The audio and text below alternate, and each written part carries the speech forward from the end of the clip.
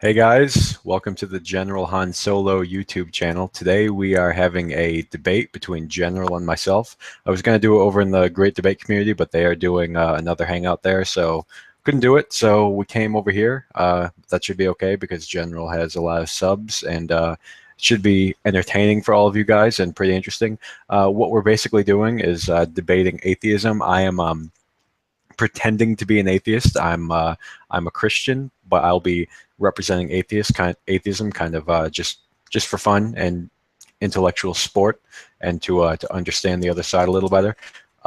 Before we get started, I just want to say that while I will be representing atheism, I believe in one God, the Father, the Almighty, maker of heaven and earth, of all things visible and invisible, and in one Lord, Jesus Christ, the only Son of God, begotten from the Father before all ages, God from God, light from light, true God from true God, begotten, not made, of the same essence as the Father.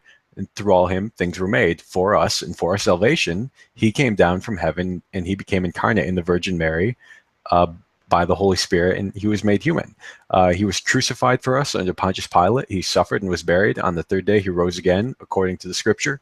He ascended to heaven and is seated at the right hand of the Father. He will come again in glory to judge the living and the dead, and his kingdom will never have an end. And I believe in the Holy Spirit, who is the Lord. I'm just thinking of this off the top of my head. The Holy Spirit, who is the Lord, the giver of life, he proceeds from the Father and the Son, and with the Father and the Son, he's worshipped and glorified, and he spoke through the prophets. And I also believe in one holy, Catholic, and apostolic church. I affirm one baptism for the forgiveness of sins, and I look forward to the resurrection from the dead and the life of the world to come. Amen. So I'm not an atheist. I affirm all of the Christian tradition without wavering. And like I said, we are doing this to understand the other side, and just kind of for fun. And we'll see how long it goes. Maybe later we'll give out the join link to someone else, to some other atheist, so they can jump in, and maybe Robert and I will assess some of the arguments that I give. We're kind of coming into this totally unprepared, so I don't even know where this is going to go. But yeah, we'll see how it goes. You still there, General? Well, what actually happened was before we went live, I actually debated Richard, and he convinced him, like I convinced him to become Christian again. So that's why he's giving his doxology. And so I'm leaving the title up though because he still needs more praise. You haven't changed it. Okay, so at first I wanted General to title this hangout General Hack Solo versus Richard pretending to be an atheist. Anyway, let's enough of the trolling. Let's get down to it. So who? Oh, wait, so wait. How do we? Hold on. This whole thing. I meant. This whole thing is a troll. Okay. Yeah, no, that was a troll statement. So yeah, this is for real. So okay. Okay. Who's starting? I guess you should start. Right? Okay. Well, I guess if we're debating about the existence of God, it would make sense for us to have a point of reference to go back to. So it would be helpful if you started with a definition of what God is, and then we can refer back to that definition later in the discussion. Okay. I could speak about that in a number of different ways. So when you say God, singular, I could speak about an entity. I'm going to put. In this discussion, can I pretend to be an ancient Israelite? Would that be legitimate in this type of discussion? I guess. Okay, so I'm going to put my my Although ancient I don't Israelite. know how you're going to talk about the fine tuning as an ancient Israelite. No, that's fine. But then again, it's like if you think about it, philosophical debates today.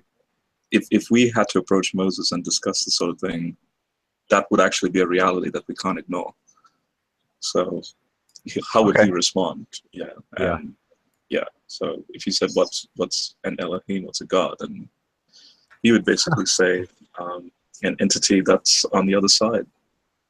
Hey, okay, So yeah, I do want to respond to something someone said in the live chat. They said, pray for Nabil Qureshi, guys. He's now in palliative care. I want to re-emphasize that. Nabil Qureshi seems like he's in a pretty bad way right now. We don't know how much longer he has.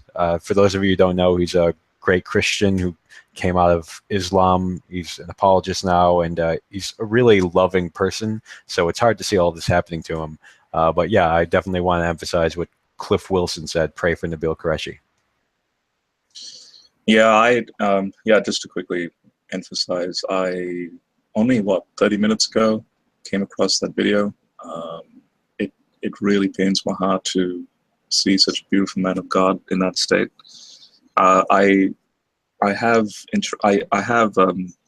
Middle Eastern friends on Paltalk who I keep in touch with. One of which would be Jay, and in fact, just a moment ago, before we got onto this hangout, Jay was very depressed, and we were kind of going back and forth on the whole, because Nabil, curiously, his face actually looks like healthy, except for the yellow tinge in his eyes, but his skin looks clear. Yeah. His hair's growing back. He looked more at peace. It could be the medicine, it could be the drugs that's making him feel like that. But the fact that they're not feeding him any food is pretty dangerous, because or pretty much bad news, because what happens is, if your body's dying, then any intake of food actually makes it worse, and because the organs are slowing down and stopping. Mm-hmm. And once that happens, then yeah. There is still hope. I mean, it's not so at this stage. He is terminally ill, but it's not. People have, and it is rare, but people have come out of this. They have survived. But you know, in 2-3 days' time, if he doesn't heal, then that's it. We have to acknowledge that, and you know, yeah, pray for him in Christ. So yeah, definitely. Okay, you really need to change the title, because people are not getting it. This guy Deke said the title scared me, not cool. So that's a good clickbait title, though. People are going to watch this. Well, I guess people who know me, for people who know me, would be clickbait, but I don't know how many of your subs even know me. All right, I'll end it. I'll change it after the discussion. So in the meantime, they can click it.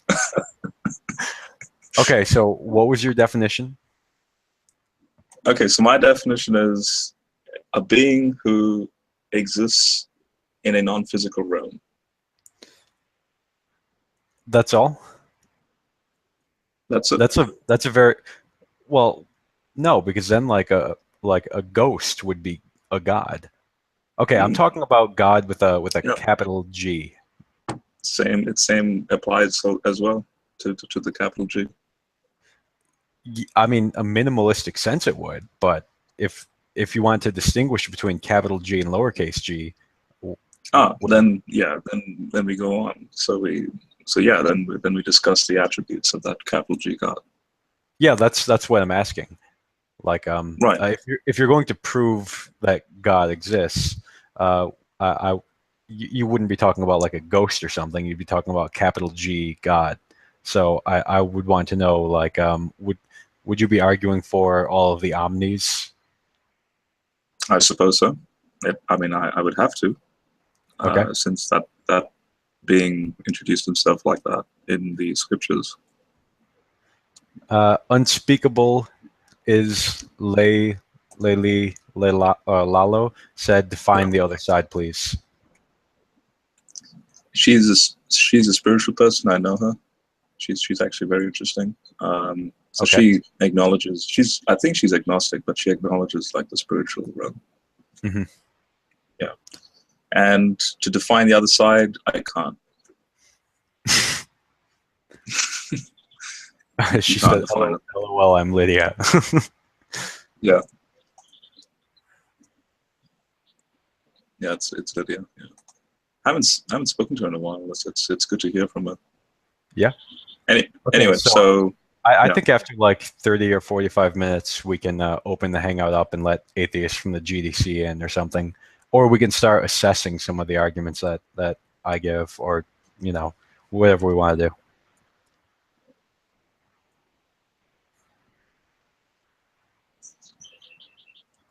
All right, so the omnis then. So yeah, let's for now ignore the outside chat. So Okay, fine. yeah, um, I mean Romans 1:20 speaks about how we can understand God's eternal attributes and divine, like His divine nature, through nature. So from a purely empirical context, I think probably the best example of His quote unquote omniness, like as far as his all powerfulness. Uh, dark energy is fine tuned to 10 to the 1/20th power, and um, basically the best device we can make is like the gravitational telescope, I think it is, and um, the complexity of that device is, I think, to the 10 to the 30th power or something. So the difference then is well over 10 to the 90 orders of magnitude. So therefore, you're talking about a very, very, very powerful being, just from that example alone. Wait, why is that? Why is that make him very powerful? I don't get that. Because so I'm extrapolating from the fine-tuning characteristics of dark energy, and the best that we can make as humans is that telescope, which means if the natural realm or encompasses such a high order of magnitude of like complexity, so like 90 orders of magnitude more complex than the best that we can make, then this agent who's outside creation, at minimum, is 90 orders magnitude greater than you and me. Okay, wouldn't that just be kind of? I mean, I don't know if you're using this as an analogy, but if this were taken as an argument, wouldn't it kind of be assuming your own conclusion, because you're assuming that the fine tuning is evidence of God. Well, If it yeah, isn't evidence, I'm, if it I'm, isn't, assuming, I'm assuming his existence in that context. I'm not proving his existence. okay, I'm just, okay, gotcha. So you're using it as like an analogy. Yeah. Okay. So do you want to start? Do you have any arguments? I think so. So the whole fine tuning thing, I don't think you can prove it directly. Like, I don't think you can prove God directly through fine tuning. In fact, this is what I argued with Scientia all those years ago on your channel, that the most efficient means for God to reveal Himself is basically through the incarnation. So otherwise, it's a moot discussion. We flip a coin. We can discuss the wonders of nature, but flip a coin. So you think that the fine? What's that? Flip a coin in the sense that it's a 50-50 chance God could exist. Like, you could be right, I could be right. Oh, so you think the arguments are only like 50% certain? Like that's as far as they get you? I'm being very brash in that. Like, so basically, I think an agnostic position is the most honest position. Okay. In that context. Okay, so through nature, I mean, okay, so through nature, you can develop at best a deistic worldview. So, but not a theistic worldview. Well, wouldn't deism be the view that God created the world and then stepped back? If you have the fine tuning, like if that goes through, then that would be theism, right? It just wouldn't. Oh yeah, no, that's a fair point. But again, there's no like, you're not. There's no direct interaction with this entity. Right. Yeah. It's kind of like in the Matrix, where they're in the Matrix. We know there's an architect, but they don't know the architect. It's even though it's highly fine-tuned and highly structured, but they're just oblivious to this being called the architect. Okay. Yeah. I see. Okay, so I remember this argument from the incarnation, and I remember thinking that, and I think I actually said to you that it seems like a circular argument because if you're appealing to the incarnation, then that means you are already assuming that God exists, right? Um, so for that to be an argument, I don't see how that would work. No, I'm not assuming God's existence in that. Why not? So I'm the claim is that it's the claim that Jesus is making that God. So he's saying God exists and that He is God and that He's condescended Himself down to our level. Is that true? And the historical analysis of His life, starting from His birth and then His resurrection, basically, if you can denounce that, then obviously, in my opinion, then God doesn't exist. Or in this sense, at least we could say we'd have to be agnostic about it at best. But yeah, it doesn't. So if you disprove the resurrection, then you disprove the Christian God, in my opinion. Yeah, but it wouldn't even be about me disproving the resurrection, right? It would be about you would have the burden of proof in that case because you're the one who's making Oh the yeah, argument. definitely. Yeah. Yeah. So I guess what I'm wondering is whether a historian has access to supernatural claims. Like, doesn't a historian only know what happened in history? A historian can't say God Mhm. raised Jesus from the dead, and you can't say God became a man. So if we're Yep. analyzing from a purely historical context, how do we get to the existence of God? Um, but wouldn't a historian uh, for example, what's his name? People like Gary Habermas, but I'm thinking like a wide range of scholars, so James K. Hoffmeyer from the Exodus, like all the Yeah. way from the Old Testament right through into the New Testament. Um, would you say that if this manuscript called the Bible that has these quote unquote miracle claims, like spiritual divine claims, that if we can verify the biblical accounts, in a maximal sense, like again, it's not like we've exhausted everything, but the more we accumulate data, the more there's another piece of the text that's, oh yeah, look, it's proven right. Yeah. Um, I mean, I think the do we most that have you, to do we yeah, have to throw out the divine? I don't think you have to throw it out, but in the sense of proving it, I think the most that you can prove with a historical document is historical events, but you can't prove divine intervention. Like you can't prove providence over those events with a historical document. You can just see what happened in history because a historian will probably the best methodology would be methodological naturalism, where you assume that natural sources are what's causing things to happen.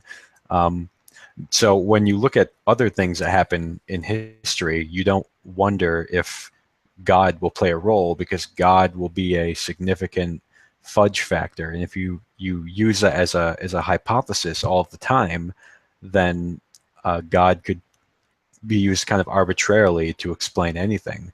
So Yeah, but the uh, claim, the New Testament claim is that the resurrection did happen historically. It like the whole First Corinthians 15. You yeah, know, what's the word? Uh, Witness claim that Paul receives, which even secular scholars will admit is a very early, yeah, like that's true. like him or something. Yeah. That's true, but the thing is, the resurrection, like a resurrection hypothesis, wouldn't be a good historical hypothesis because it is not in accord with accepted beliefs, and that's one of the canons of historical investigation. It has to be in accord with accepted beliefs. The fact is that people don't rise from the dead. We know that, and when we look at history, we don't we don't say, okay, well maybe there was a resurrection here because that's not something that happens. It's kind of like saying what caused the fall of Rome? Well, maybe it was dinosaurs. Maybe they destroyed the city. Well, no, dinosaurs are extinct. So Yeah. So, but that's the point, that since resurrection is practically impossible, um, and no, if it no, did no. It's happen, it's not practically impossible. It is impossible. A resurrection can't happen. Like from a Yeah, I naturalistic mean, sense. again, it's also English here. Yeah, resurrection is impossible. I agree. Hmm. Um, now, if it did happen though, because we're talking about a divine, like, okay, if it did happen, and say we were both atheists, right? Yeah. And if it did happen, what would we say? Okay, so if you're asking if it did happen, what will we say? Yeah, as purely Um, natural, as a purely naturalistic, epistemology. yeah, I don't know if you can explain that from a purely naturalistic epistemology, but I think you would have to have God for a resurrection. But the problem is that you can't do that in history. You can't use God as a resource in historical investigation. Why not? Because, like I said, it's part of the methodology. You can't start imposing the divine. You can't. A historian just doesn't have access to that. A historian only has access to the data. And also Um, something else to but you consider. don't. But the historian can't um, rule him out in history. Yeah, that's true. He can't rule him out, but he's not using God as a hypothesis all of the time. Like we wouldn't accept that in many other cases. And okay, let me give you an example. I don't know if the historian can say God doesn't exist or something like that because that would be beyond his field. But what a historian can do is analyze different hypotheses, analyze their intrinsic probability, and a miracle happening. Even within a Christian worldview, we would say that a miracle is something that has a very low probability. So when we hear an account of something that happens today, somebody gives us, somebody tells us a story of something that they saw, we will immediately start thinking about natural explanations because they're more likely and more common than supernatural explanations. So we would do the same thing with history. A supernatural explanation is far less probable than a natural explanation. So the natural explanation should be preferred. Okay, but again, when it comes down to like Carl Sagan's statement, extraordinary claims require extraordinary evidence, Mm-hmm. and yeah, I guess you'd agree with that, right? So yes, Uh, no, I think that's stupid. no, But okay, no, I don't. But go ahead. all right. Now I'm not okay. I'm not saying that the historian, in this case, say a Christian historian, needs to posit God as a hypothesis to explain certain things, like as if, like you said, God is like the fudge factor there. Hmm. Even as a Christian myself, no, I'm looking at the claims. I'm not presupposing the God context in the midst of the claims or in the midst of whatever happened historically. All I am doing is verifying if the account is true, and then you uh, uh, now when the account is true, you have the God entity or element within that story, within the story that is then proven to be true. So then what do we do with that? Like, do we Yeah, just go, but there yeah, are go ahead. some aspects of the story, like the resurrection, that you need God to prove. Like you can't have a natural resurrection. So before you can say I've proven that the story is true, you have to already use God as the explanation. Yeah, but let's say again, let's say we're both atheists and we prove, say, the New Testament to be 99% reliable. Yeah. Um, and obviously, part of that reliability would be in this case when Jesus appears to doubting Thomas. Hmm. Um, now, as atheists, how would we explain that? Would we say they Yeah. thought it was a divine thing, but we still have to fudge ourselves into a naturalistic explanation of that? Well, with that, we might come up with some kind of hallucination hypothesis. But I think if we, like you said earlier, let's assume as we're both atheists that the resurrection is true. I don't know if you can even do that because as like within the naturalistic framework, you just can't have the resurrection. It's No, but the it, story is true though, yeah, but regardless of what we think. The story did happen. Like that's this okay, Jesus physically returned. Yeah, but what I'm saying is that the methodology that you use to get to the conclusion that the story is true will be ruled out just because of the way that we do history. Oh, right, because so to rephrase what you're saying, so the moment we hit the wall that requires a spiritual context, that now we are leaving our naturalistic paradigm behind in order Yeah, to account for that. yeah, Right, exactly. I see. Yep.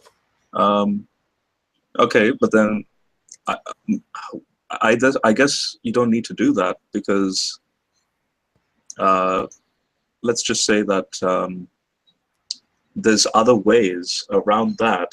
So, um, like Josephus mentions that, so when the tent was torn in two, Hmm. you have Josephus as a external witness to the fact that they took um, repair tools and also a giant gate in the region just randomly opened. You need like 50 men or something in order to open this gate, and yet it just opened by itself like magically. So my point is, you have not just the New Testament, but you have other historians and other accounts of that same time period just writing weird stuff, like weird stuff that happened. But why? So in that context, I don't see the problem in maintaining a naturalistic perspective and going, you know what, that did actually happen, Hmm. even though we may not have God in our minds, but that phenomena did happen. Yeah. Can't we still do that? Yeah, okay. Lydia said something related, and I wanted to respond to that. She said, certainly a resurrection could be natural. And then she said, my goodness. And my response to that will basically be the same as my response to what you just said, which is that you can, you might be able to allow for that within a naturalistic context, but it would be far less likely than other explanations. Like somebody rising from the dead naturally, we know that that's not something that happens. So we would look for other explanations that are more likely. And it would be the same kind of thing with the door opening. We might be able to allow for that, like, wow, this crazy thing really did happen. But we'd be more keen to look for other explanations within naturalistic framework. Or the rented veil, Or the what? the veil that was rented in two. Like Josephus accounts for that, saying, yeah, the veil Mm-hmm. was rent in two and they took repaired. Like, but the Gospels accounts say that that happened during Christ's crucifixion. Then there's a mention of an earthquake, which we found evidence that there's around 30 AD. There's an earthquake in the region. Yeah. Um, what? Okay, so here's all these so-called empirical like overlaps. But you're saying maybe all that's true, but whenever the so-called spiritual phenomena is included in the text, now we're talking about something that we can't prove. No, I wouldn't necessarily be saying that all of that's true. I would be saying that when you, I would be saying, I would be challenging that, saying that if you use a correct methodology, you would say that's probably not true. Now, Lydia said something kind of in response to what I said. She said, how can you calculate the likeliness of the extra natural? But that wasn't my point. What you said, Lydia, was that somebody can rise from the dead naturally. And I said, yeah, but that would be extremely unlikely. So we're not talking about the supernatural there. Uh, okay, sorry, Robert. That's all right. Okay. We should get Lydia in here and I'll debate her. Yeah, later. uh, um, okay, so I guess what would you like to see as evidence for the divine, or anything of the phenomena that involves the divine? Yeah, I don't think it could be scientific or historical because of the methodology. It could be philosophical. There could be some kind of philosophical argument that would lead to that conclusion, and you might be able to use science or history in those arguments. But I don't think you can say we have this historical event or this scientific thing, and therefore God exists. What about something like more close to home, like say the way our brains work? So the work of Okay. John Eccles, the whole duality, the mind-body problem. Do you think that would be a way of reverse engineering? If we can prove something spiritual there, but then we can reverse engineer back into the so-called claims of, spiritual entities that exist. And Yeah, maybe. Run me through it, and as you're talking, I'm going to run to the bathroom, but I'll be able to hear you. I'll be right back. Okay. So just start All right. talking. Yeah, so let me just bring up the Wikipedia article. Now, John Eccles was an Australian neurophysiologist and a philosopher. He passed away in '97, and he wrote his latest book. 3 years before he passed away, probably his groundbreaking, like, magnum opus was the book titled "How the Self Controls Its Brain." And in that book, one of the famous quotes that's derived from the book is, "The brain is a machine that a ghost operates." That's literally, what he said. He wanted to argue about the quantum processes that happen within the brain. So, reading from the brief, summary of this, it says here, "How the Self Controls Its Brain" is a book by Sir John Eccles proposing a theory of philosophical dualism and offering a justification of how there can be mind-brain action without violating the principle of the conservation of energy. And then it goes on to say, Eccles called the fundamental neural units of the cerebral cortex dendrons, which are cylindrical bundles of neurons arranged vertically in the 6 outer layers of laminae of the cortex, each cylinder being about 60 micrometers in diameter. Eccles proposed that each of the 40 million dendrons is linked with a mental unit, or quote-unquote psychon. Now this is the ghost part, so he had to invent a term called a psychon, representing a unitary conscious experience. In willed actions and thought, psychons act on dendrons and, for a moment, increase the probability of the firing of selected neurons through quantum tunneling effect in synaptic exocytosis, while in perception the reverse process takes place. So now, if that's true, and this is back in '94, and there's a neuroscience textbook which is now used by medical students. It's called. Let me just bring it up. It's called by a guy named Hendel. Let me just 1 second. Let me just bring this up.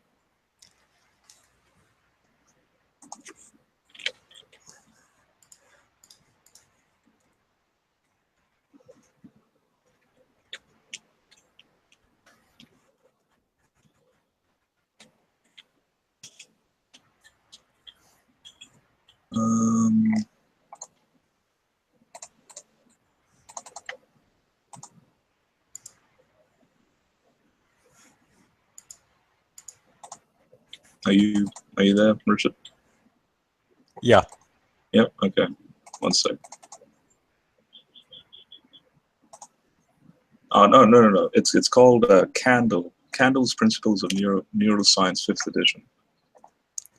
Okay. So now this book was released in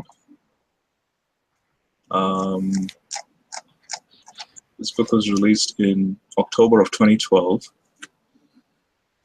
Over 1,700 pages. But basically, this textbook was like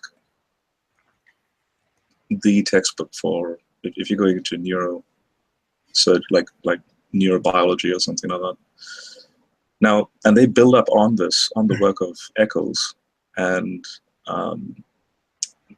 basically they've been showcasing a much more thorough illustration of this dualism, that it's not just pure physicalism. There's something more to the brain. Yeah, but I don't know if this is ultimately a proof for the Christian gospel, though. Like, I think this is just a small, more personal example of something spiritual. Do you think substance dualism could be true if God does not exist?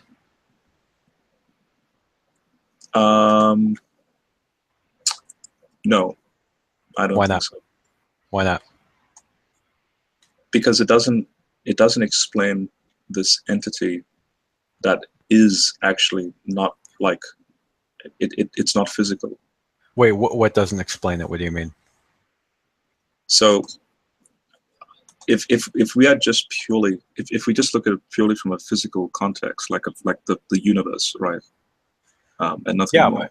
Naturalism, that would be naturalism, right? Not necessarily atheism. You could be an atheist without being a purely physical naturalist, right?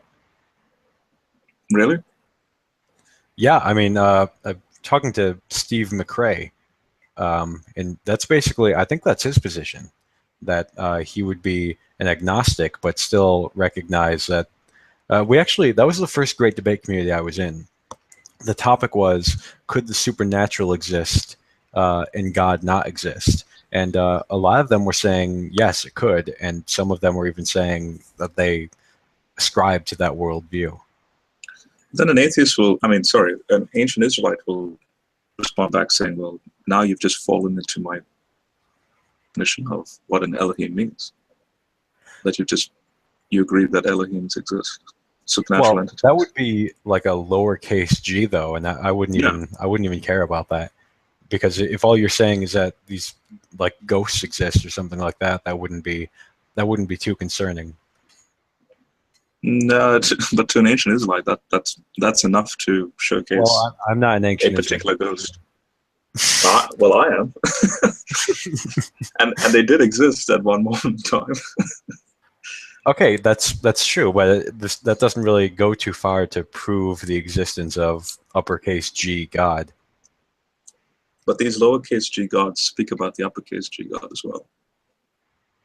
Well, I guess it depends on what you mean then. Like, if we're just talking about substance dualism, that you have like an immaterial soul or something like that, then the lowercase g God would just be you talking about uppercase G God.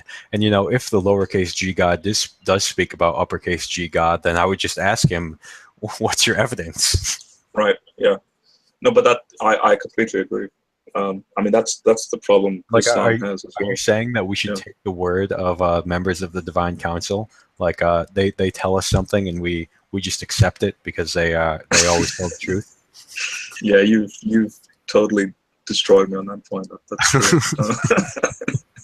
Because ironically, it says in Job that even the uppercase G God doesn't trust his own divine counsel. Yeah. So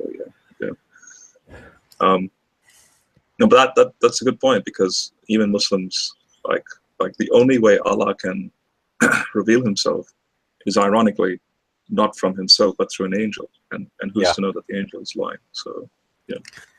Okay, so I wanna ask you about an experiential argument against Christianity, and it kind of parallels the experiential argument for Christianity. Like we'll hear William Lane Craig or Alvin Plantinga talking about the argument from religious experience, where it's like, I've experienced God and I personally know him, and that it might not be proof for someone else, but it's sufficient to justify their belief in God. And I accept that. I agree that for their own internal justification, that will work. But I wonder if an atheist can do the same thing about Christianity. For example, we have claims in the Bible where it's something like, if you're seeking after God, God will reveal himself to you. Kind of like seek and you shall find, or that verse in James, I can't remember exactly what it was. But so the atheist could say, I sought God with tears. I struggled against the sin in my life, but I never was able to overcome it. I desperately wanted to repent, but I never could repent. And I wanted to know God, but he never came to me. He never revealed himself to me. And the Bible promises that he will, but he didn't. And so I have an internal justification for denying the existence of God. It might not be something I can give to you. It might not be proof that I can give to you, but it's enough for me. How do you respond to that?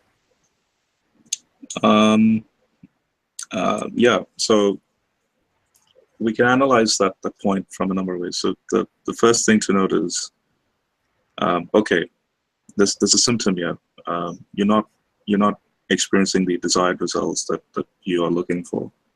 Mm-hmm. So first and foremost, let's put that let's pause on that point, and let's affirm the fact that whether it's true or not, but it is a fact that there are billions of people on this planet in one context or another that do experience a quote unquote spiritual divine connection. Mm-hmm. Now I'm not saying I'm going to use them to rule out your cry or your Yeah. problem, because I think your problem deserves to be heard. And I guess so this is, I guess, the only way I can respond to that, because if that person's talking to me personally, then I guess I can only give my personal reaction and experience. Yeah. And then we kind of gauge the model. So your model of reality is such that so far you haven't experienced that. Well, my model of reality, the reason why I became a Christian was first and foremost an intellectual exercise into the biblical data, a lot of empirical, research in that. And only the spiritual only came like maybe a year after. Now, is it possible that it could happen the same way with you, in the sense that you have this divine hiddenness exercised because you haven't exercised it in an intellectual way? Could it just be that you're seeking God emotionally, and emotions usually can cloud that sort of judgment? It's quite possible. Mm-hmm. Yeah, so, I mean, there's a lot of hidden variables that Yeah, you and I that's would both have to agree that we both are ignorant about. That yeah, we don't realize it's happening. yeah, that's true. But if you're talking to somebody who says like I've done this for the last 20 years and they, as far as they're concerned, they did their epistemic duty and they did everything that they could, so for somebody to tell them no, you just have to do something more, that just sounds like exhausting. Like, no, I've done this for Yeah, 20 but years. I'm not going to. I know, but then sometimes, and this has happened before, especially in person, where so for example, say the person goes, I've done 20 years worth, say on the Exodus account or something like that, right? Mm-hmm. And then I point out just 1% of something that they didn't realize does work with the story, and then suddenly it's like, oh, I didn't know about that. So Right. it's kind of like this notion of, yeah, I know the claim, but have you? It sounds a bit derogative, but have you actually done it? What do you Have you mean? actually? Because in this sense, what I'm talking about here wouldn't necessarily be getting into apologetics or looking at Exodus or something like that. What I would be talking about here would be trying to experience God, trying to overcome sin, Yeah, trying to yeah. repent. So, um, so But I my guess, my opinion is he or she hasn't. Uh, it's a very private thing, and I mhm. think symbiotic relationships work in a groupthink context, not in a private context. So if that person went to a church setting, um, I fully believe that that person will experience God in that context. Mhm. Okay, But then again, I'm not okay. Let me just say this as well. I'm not going to judge that person. I'm not going to be like. Ultimately, I'm not going to be like, oh, you haven't done enough, right. or you're suppressing the truth in unrighteousness. All those claims. I think all those claims Yeah, are that'd be just stupid. Who ridiculous. would say something like that?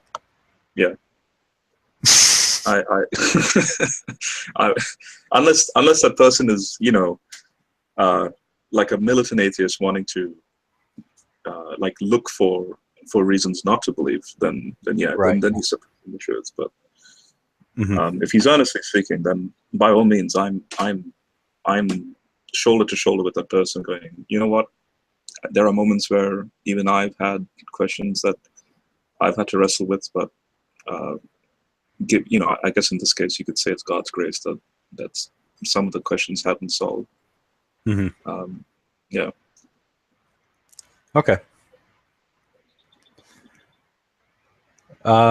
So yeah, I guess we kind of touched on divine hiddenness there, but that was kind of that wasn't really an argument. Like I said, that was more of a parallel to the experiential thing. So would you then deny the non-evidential approach? Would you say that's not a good way to come to know truth?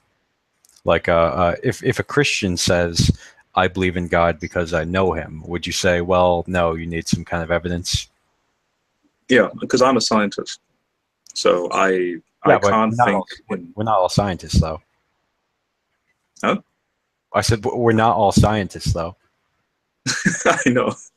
So all I'm saying is, if you were an atheist that were asking me that type of question, and my makeup, who I am as a human being, Mhm. how I'm programmed to think is in that way, then I can't help but give you that, that perspective. I mean, I can put myself in your shoes, Yeah, but then it becomes interesting, because then I'm wanting to then reprogram your shoes to think the way I think, yeah. and I guess you're trying to do the same to me as well. Right. Yeah, I guess that makes sense. So there are a couple arguments I want to get to, but I do want to hear about this alleged evidence that you have, because you said you're programmed to give evidence, right? So what would it be? yeah. How would you convince someone that someone Well, in that again, it situation? depends. It Yeah. depends on what you know biblical story you're wanting to look at. Like, Sorry, what's that? it depends. It depends on what biblical story you're wanting to look at. So, Biblical why would it have to be a biblical story?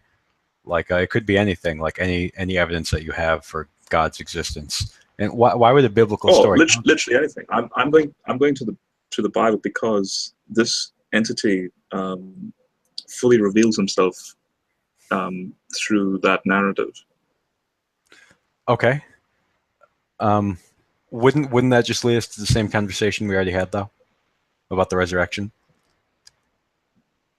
Uh, Quite possibly, but then I'm wondering, like, why would you deny the if these stories are verifiably true, Hmm. then how, I mean, you can't then just go, you know what, I might as well just ignore it anyway and stay in a naturalistic, framework. Right.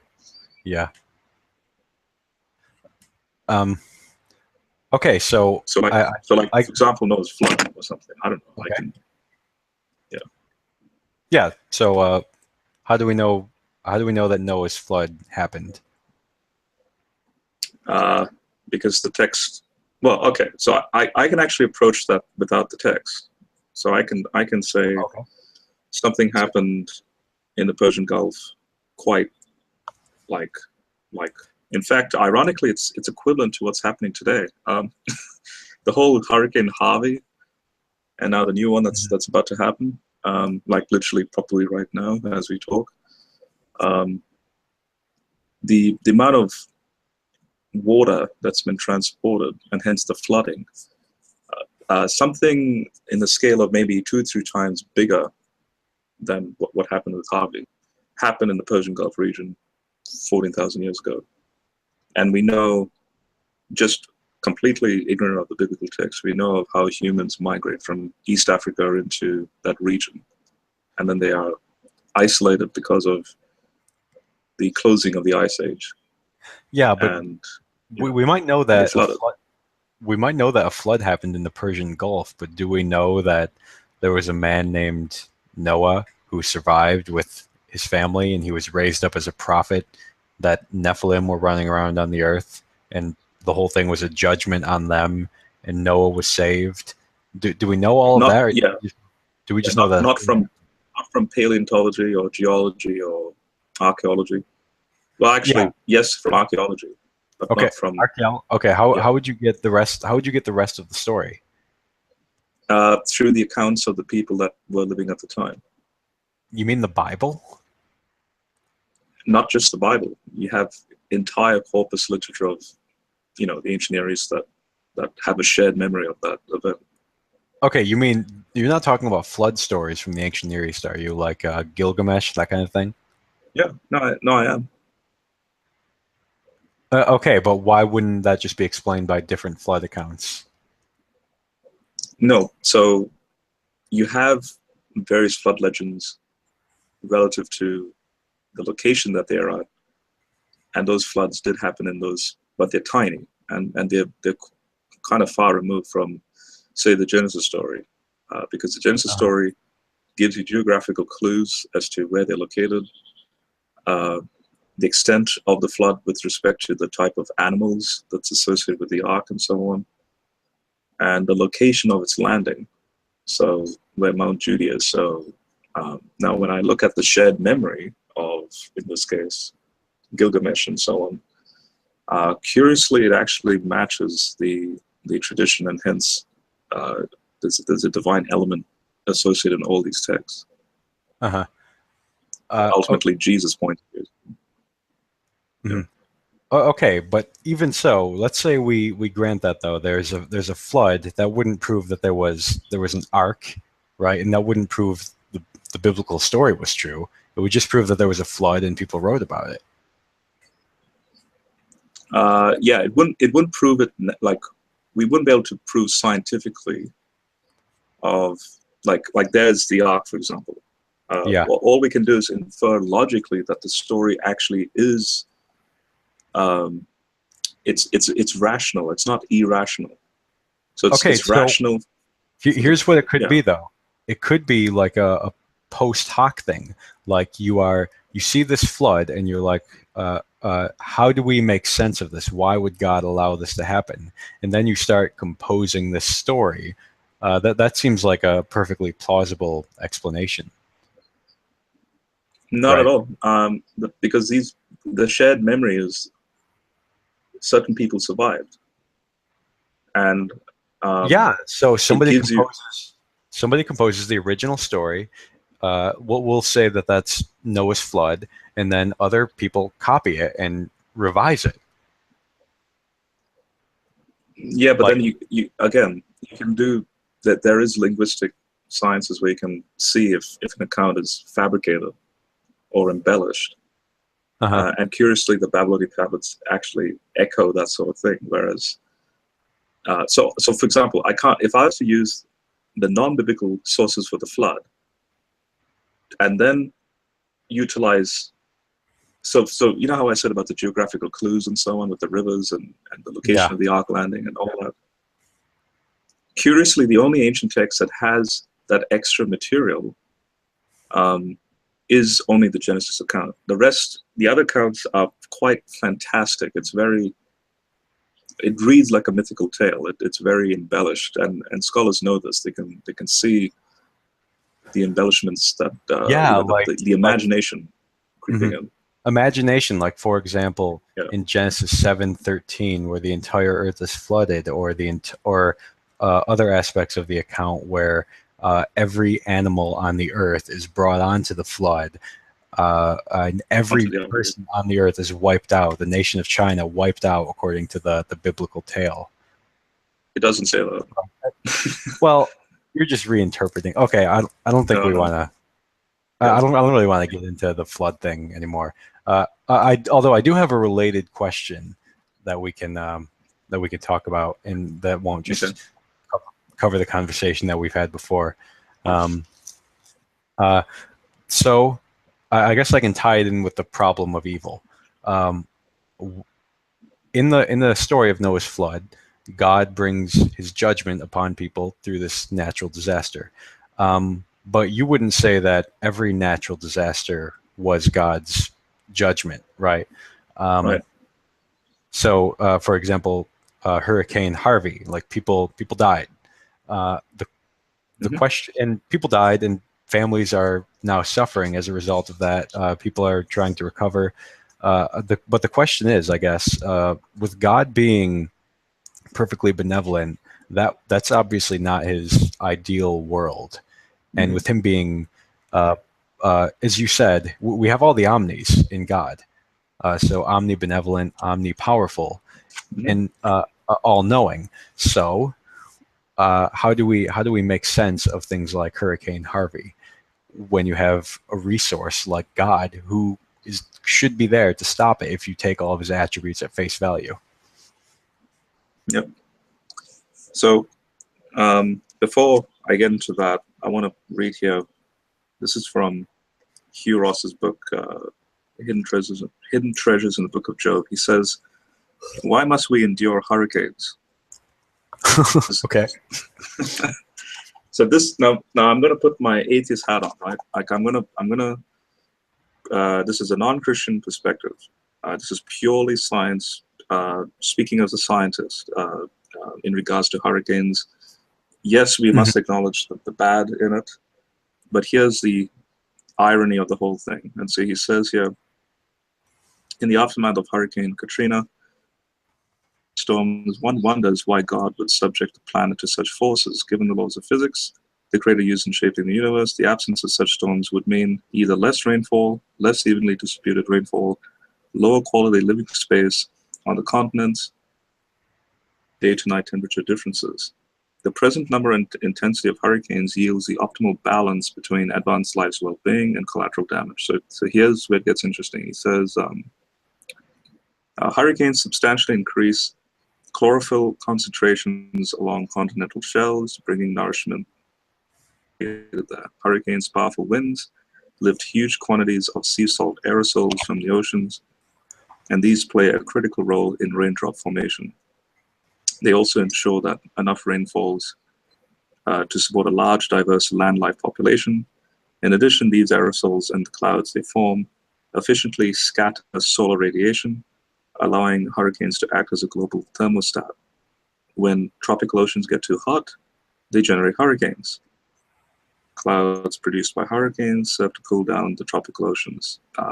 And he goes on to mention how lightning, there's a fine-tuning involved with the lightning strikes and how they infuse the soil with water-retaining and mineral-rich charcoal and so on. So now here's where it gets a little, I'm going to close that book. So here's where it gets interesting.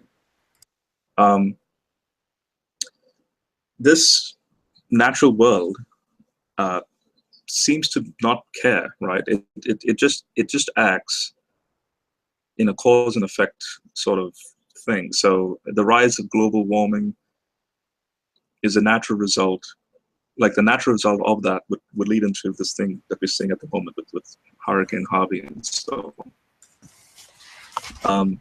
It's what would naturally happen from a purely like physical, given the laws of physics.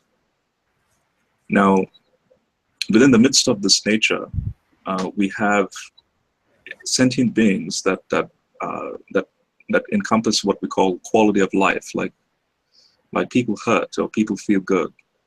So yeah, it is a thorny question. Here we have, again, it's kind of like the ghost in the shell sort of thing, where we are sentient beings within the shell of this mindless environment that behaves depending on how you treat it and how the environment treats itself, like how it evolves and so on. But I think ultimately that's by default from what Leibniz is getting at. That's the whole notion of chaos Kant, struggle against chaos. And God can't create initially a being or a creation that is perfect, but he can transform it into a perfection state like himself, but that can only happen through Jesus. Yeah. Okay. So I wonder if this only pushes the problem back another step. Like we're asking, why are there hurricanes? And we give these scientific explanations for how hurricanes stabilize the environment and the world. But this answer would only apply to the actual world. When we're talking about God, assuming that he knows all things, then before creating the universe, he would know different possible universes that he Yep. could create, including universes that didn't need hurricanes. Mm-hmm. So I guess the question would be, why would he create a universe where you have to have hurricanes when he knows that it will bring about all the suffering? And I wonder, I guess a way to look at it would be whether the pros outweigh the cons, because we can talk about hurricanes stabilizing the environment, but is that really a worthy trade-off of all the death and destruction that it brings? And also think about it like this: if you say something like God couldn't choose another world because that one would be inferior to this one because it would lack some attribute. I guess the question would then be, is that attribute in that other possible world as valuable as living in peace without hurricanes and without death and destruction? Mm. What do you think? Yeah, so ironically it comes back to the original state of the universe at the Planck epoch. So again, purely naturalistically speaking, you have the fundamental laws of nature come into being, 10 dimensions, but 4 expand out. Well, actually 3, and 4th being time, and the 6 remaining stay in a quantum state. They don't expand out. And the interesting thing is that yes, you have all these quote unquote natural disasters like earthquakes, hurricanes, tornadoes, flooding, tsunamis, blah blah blah blah. But when you go down right to the roots of the fabric of space-time, there's no other way space-time can be organized than the way it is in order for what, for example, what John Eccles was getting, and that is how the brain operates, this mind-body dualism. We can't think of, say, silicon life somewhere else. It has to be carbon-based. For example, to use that as an analogy. So it's kind of like we're stuck. Like this is the best of all possible worlds to bring about a physical environment where sentient life can flourish, though it is not a perfect environment, so that chaos and death and evil is maximally possible, and good and anything true and good is also maximally possible. And I think ultimately that's depicted on the cross. So Okay, Jesus' so death is maximally bad and good. right, yeah. So what I think you are saying is that the only possible life, sentient life, would be carbon-based life, and because of that, God would have to create this universe. He couldn't create another one because that one wouldn't yield any life at all. Is that what you're saying? Yeah, but at the same time, I would be careful about this. He couldn't create any other universe. I would say he will create another universe, because it's a 2 creation model in the Bible. Yeah. But the universe he chose for now is sufficient enough to bring about basically that what we see on the cross, that ultimate. So basically, is there a universe that is sufficient enough to encompass him in a hypostatic union? I think that would probably be the best question to ask in relation to this. So a universe where we have hurricanes involved with it, but it's a universe that he could make a multiverse of other universes, but which one of those universes in the midst of the multiverse can involve him to be a sufficient connection in the incarnation? I think this reality is the only one that can do that. Yeah. Would you say that God is more creative and thoughtful than you are? Oh yeah. Okay. So why is it that God couldn't think of another possible universe which yields life but doesn't have natural disasters? But wouldn't that be an infinite regression? Because say if he creates another different universe that does have another life in it, but then the people in that universe would be asking the same question: why can't he create another different universe? Like, why does it have to be this universe? Okay, but that's not even relevant. I'm just talking about this in relation to the problem of evil, or the problem of natural evil. Like the people in that other universe, they could think like that, but they wouldn't be thinking, why are there hurricanes? Because there are no hurricanes. Yeah, but I'm saying, I'm saying, ironically, when we analyze this, what we perceive as natural evil, which is this hurricane thing, yet we need hurricanes to bring about But we don't certain have to nutrients need and them. certain. There could be a universe that we don't need them. The only thing that we can say is that carbon-based life forms need them, but God could create a world where there are no Yeah, but then carbon-based. give me the physics in a model where there's no such thing as hurricanes, which by the way, No, if no, there's no, no no, no. hurricanes, you That's have to that throw is away a thermodynamics, and that then is the whole thing falls apart. that's a shifting of the burden of proof. You're the one that's saying that you can, that this is the only model that God could have. But I think it's possible. It's well, I'm modeling. It's a claim. It's a model to suggest that when we go right down to from the macro scale of the universe and using macro physics, so like large scale distances and all that, when we go down to the micro scale, which in this case is the quantum, it seems to be the case that everything that we see, macro and micro, is sufficiently placed at the right, constants and right properties, so that you and I can even be thinking about this stuff. Mhm. Ultimately, and one of the consequences of the laws that allow us to think is this thing we know as thermodynamics, that then just naturally result in things like hurricanes and lightning and so on. Yeah, but I mean, this is kind of my same objection to the fine tuning argument, which is that there are an infinite number of possible, or not an infinite, but there's a very large number of possibilities, possible universes that God could create, and some of which we can't even imagine. And so Yeah, I but think don't you have to like prove that to me though? no, Can you? because you're the one making the claim. I'm not. I'm just No, but saying. you're making the claim that there can be a better universe than this. No, no, no. I'm just saying that's logically possible that there's a better universe than this. You're the one that's saying that this is the only one that will work, and therefore hurricanes are necessary. I'm just Yeah. saying. Well, Can this universe be the only one that can work to maximize evil and defeat evil at the mhm. same time?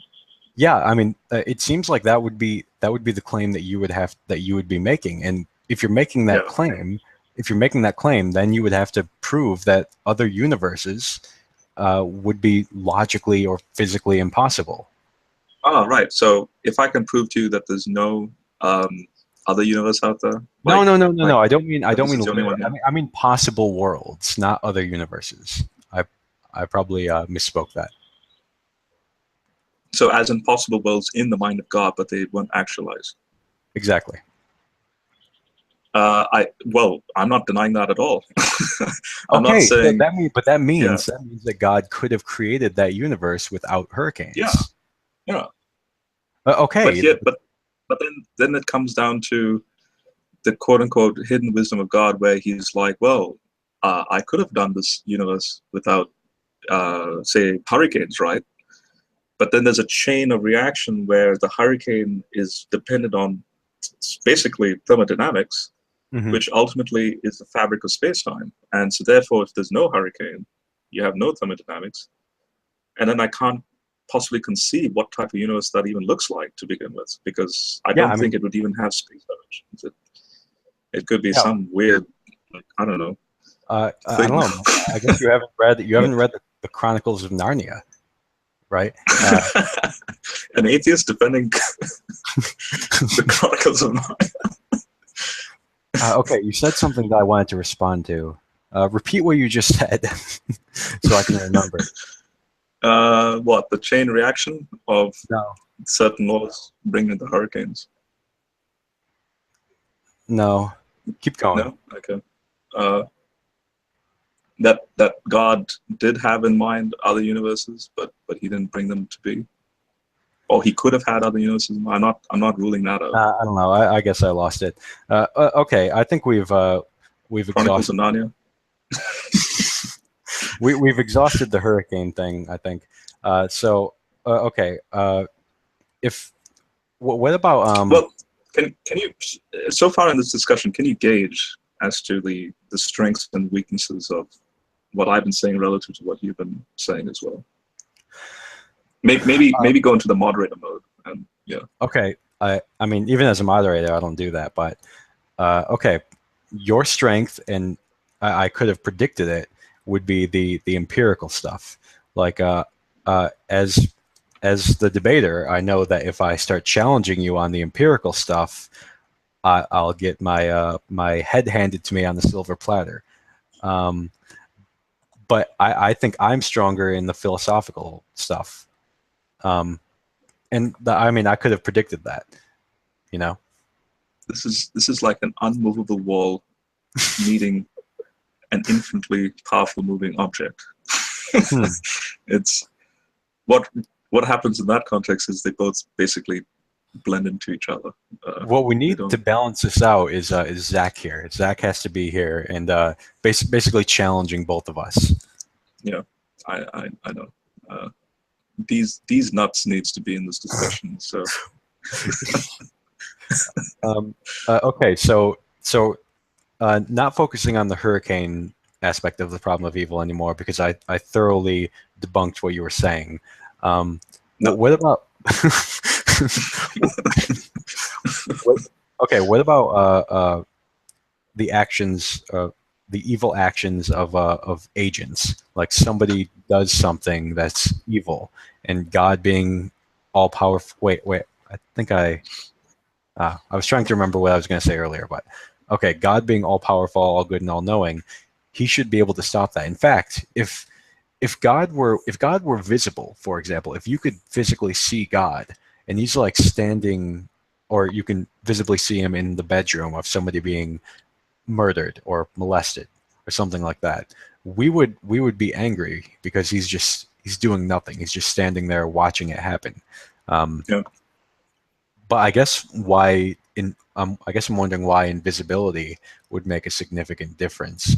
Like, why is it that we don't become angry with God for not intervening when He could? Because if we were in God's position, we would intervene. Mm.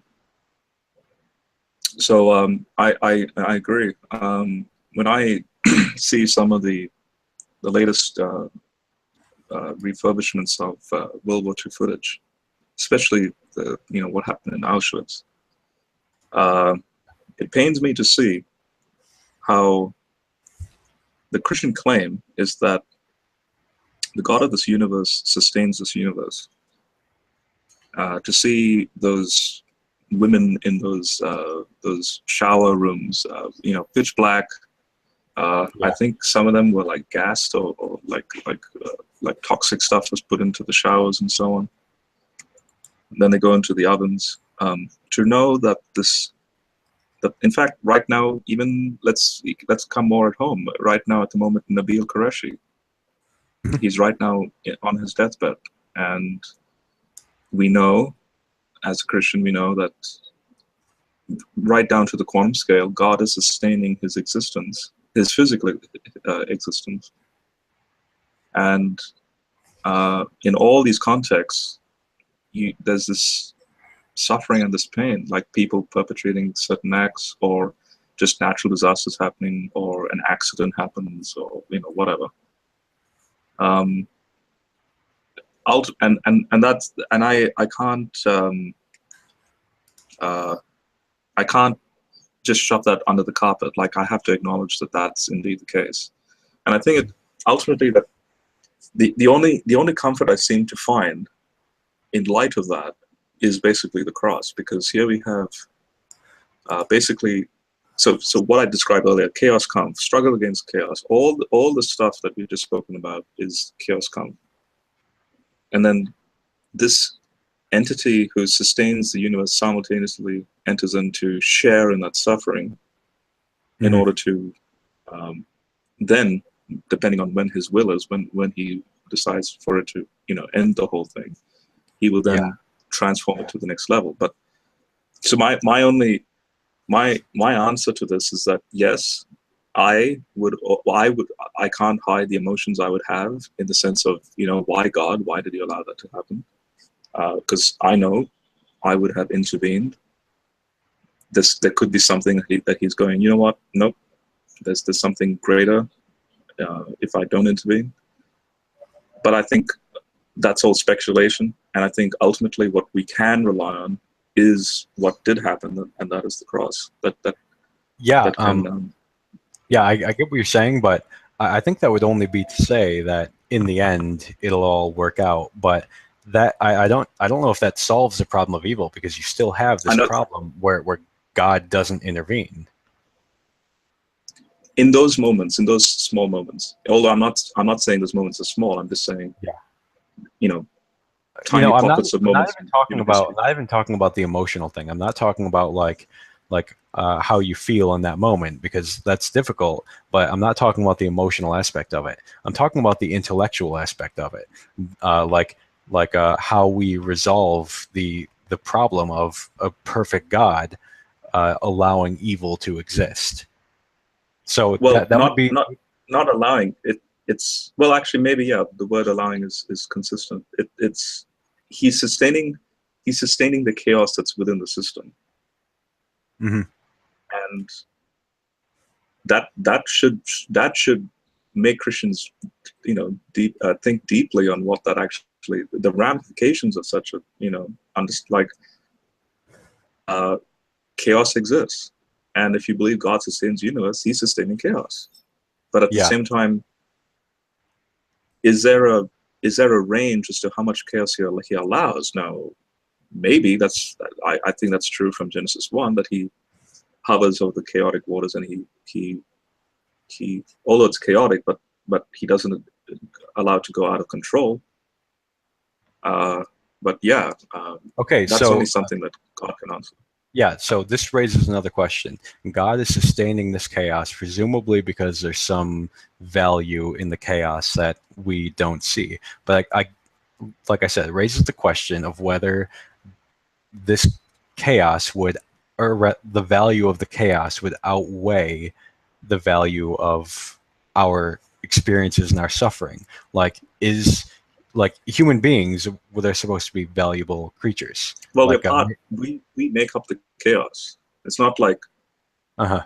we're perfect put into the chaos. It's we contribute to the chaos. Chaos That's is not some true. entity.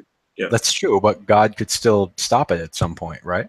Well, if he stops it, then the whole universe implodes. The Because universe implodes. Okay, so if a baby doesn't get raped, the universe implodes. I don't get that. no, if he's gonna stop chaos, as in ultimately down to the fabric of space now, which is uh, it, this might shock, like, even the atheists in this room, but an evil person like a rapist, thermodynamics ultimately causes that. In the mental state of such a victim, the laws of the universe operate in such a way that you do have decays to such an extent that the way the neurons fire, yeah, if there's no thermodynamics, the rapist would not exist, and ironically, the innocent baby would not exist. Yeah, Robert, are you saying that the environment determines their actions? I think there's an interplay between what's already in the universe chaotically and how we reciprocally respond to that. Yes. Okay, so I guess I'm wondering what your view of free will then would be, because if thermodynamics will cause somebody to rape a baby, then I'm not sure how you can have free will. And if so, then how would that even how would that affect everything that Yeah, you're and saying? and through that, this is where again Eccles' work comes in. The whole where he found that there's this entity uh, through quantum tunneling, and how the brain, the vehicle, and then the entity is. So if the vehicle is not operating properly, then even the entity inside, could be perfect. I don't know. Hmm. You call it the soul, whatever. The end result is that that entity is handicapped because of a faulty engine or faulty vehicle. Yeah, and in fact that's interesting, because I was reading a recent clinical psychologist's work on why certain murderers kill. And according to the latest in that research, some serial killers, they kill knowing, like in their conscience, they know it's bad, but they just do it. Mm-hmm. Like it's really weird. Deep down they know it's bad, but the way that chemistry works is just they just do it against their, you know. So Hey, we have someone new in here, Luke Elephant Walker. it's actually D's nuts. So yeah. Yeah, Deep Nuts 42069. What? Hey, D's Nuts, are you in your car? I am not D's. Who the heck is D's nuts? Okay, so you're Luke Elephant Walker. Yes, my name is Luke. Okay, are you driving? Because I can't really hear you. I am driving. That's why I'm not talking.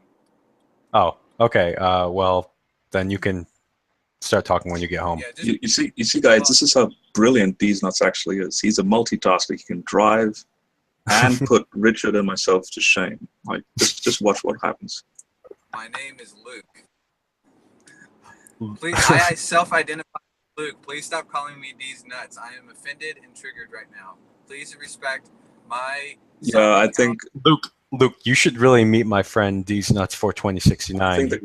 He's a great the chaos scholar. monster, Luke. You shouldn't trigger him too much, otherwise we will implode. So Just mute me so I can drive safely. Okay, mute him. Is he muted? what do I mute him or? Yeah, you have to. Oh wait, no, I can do it. Never mind. Okay. Okay, he's muted. So yeah, Luke, if you're listening to this, you should really meet my friend D's Nuts 42069. He's a great scholar and he's a wedding planner. I think you would like him. He's a nice guy. And he has very little tolerance for internet trolls.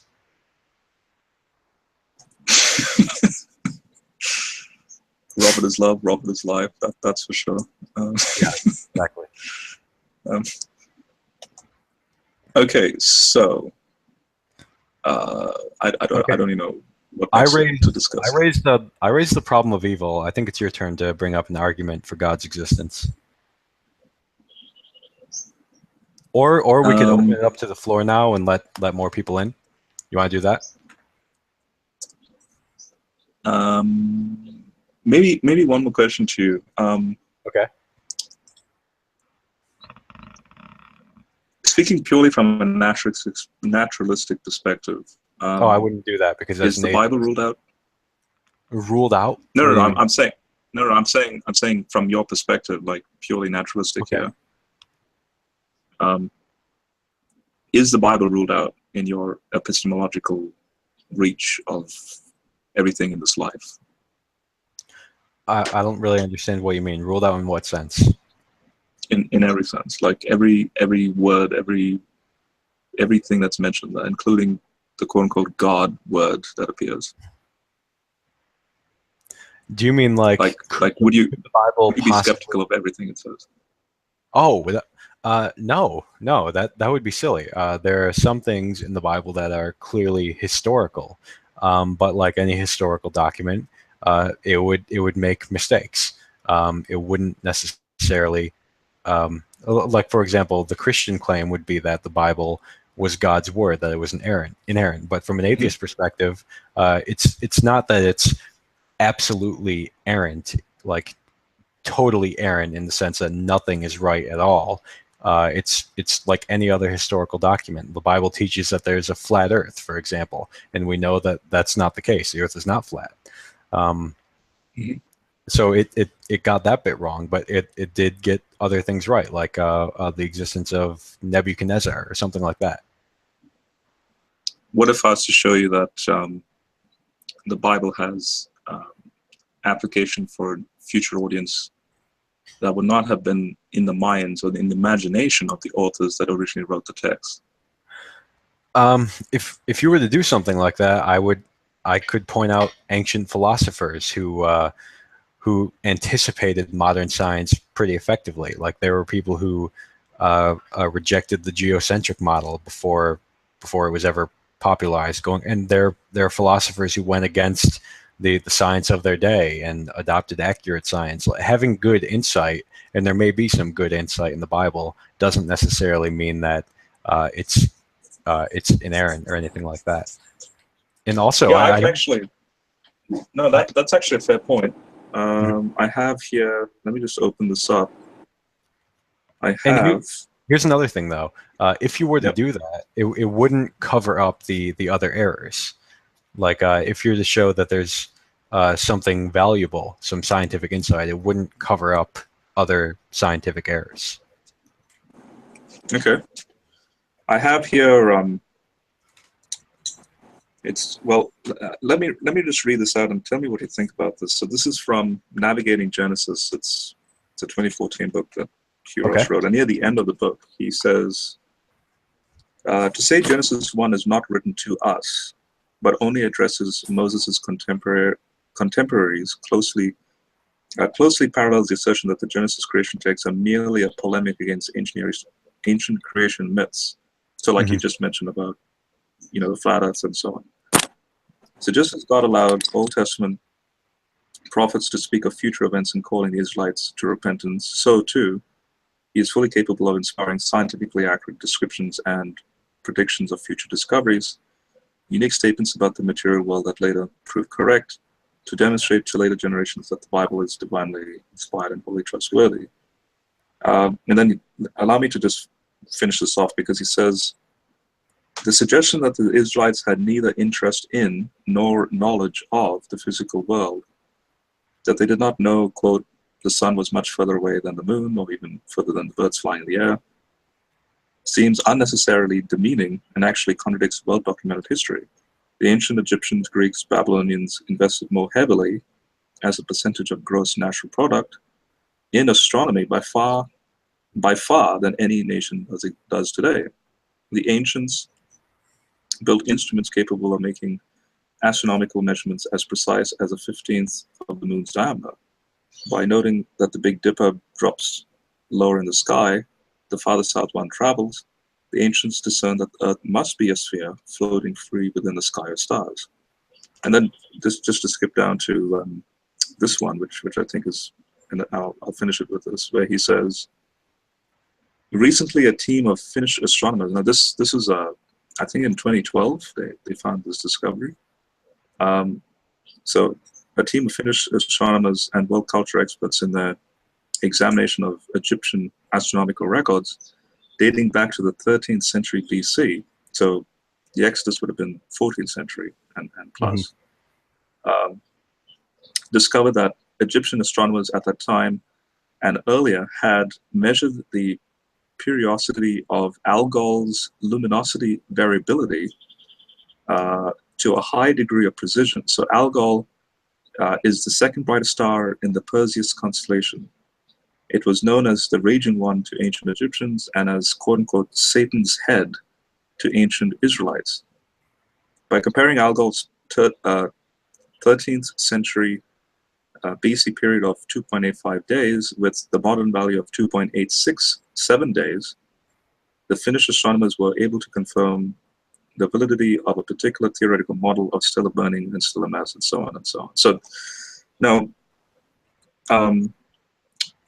so here's an example where we have pretty brilliant, like affirming what you're saying. We have pretty brilliant people at the past that we could confirm as saying, yeah, they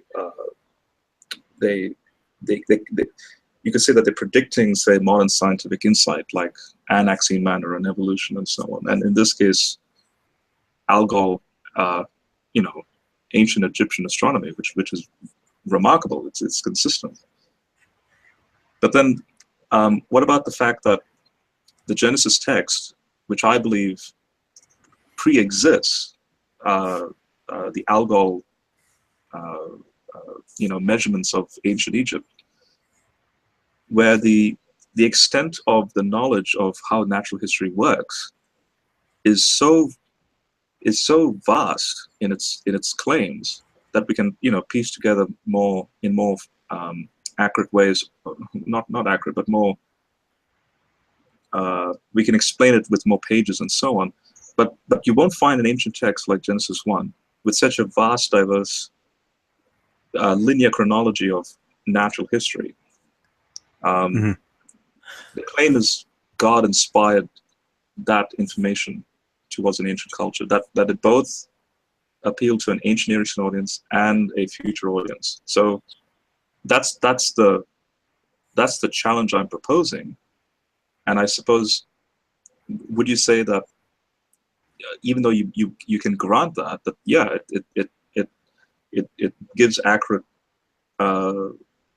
it gives an accurate analysis of natural history, you would still deny the God element to it? Yeah, so what I don't like about this model is that Yep. you have two features of it that make it that seem like they are in direct conflict with one another, and it makes it difficult to interpret the text in any realistic way. So on the one hand, you want to say this is an ancient Near Eastern text written for an ancient audience, and so you have things like a flat earth. And so we can explain that away by saying, well, God is just accommodating the audience. But on the other hand, you have modern science in the text of Genesis. But so from my perspective, it seems like what you're doing is taking the pieces that you like and saying these are modern science, and taking the pieces that you don't like and saying these are ancient Near Eastern cosmology. So I Okay, don't know. just can I quickly just butt in just for 1 second? Yeah. That when you said the pieces I don't like, well, guess what? Okay, I It didn't would be mean the to like entire it. chapter. It would be what?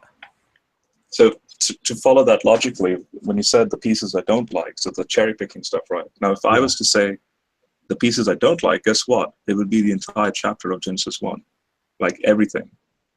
What do you mean? Why don't you like Genesis 1?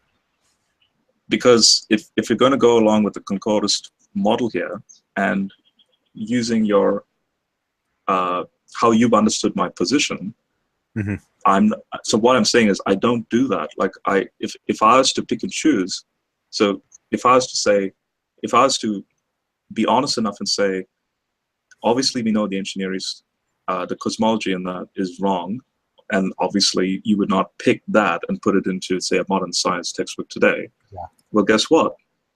If I had my ancient Israelite lens on, I wouldn't choose the whole chapter of Genesis 1. But if I had a concordist lens on, and I look at the same text without any knowledge of the ancient Near East, lo and behold, it matches, like literally the whole chapter matches modern science.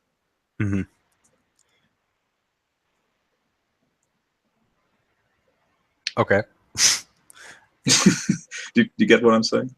I mean, like I said, I don't really understand how you can. So what I was about to ask you was if you can give me some kind of interpretive method where I can tell the difference. Like you'll say that Genesis 1 is both a piece of ancient Near Eastern work and it's totally in accordance with or concordance with modern science. But how can I interpretively tell the difference between one and the other? You know, like Yeah. how do I know that Yeah.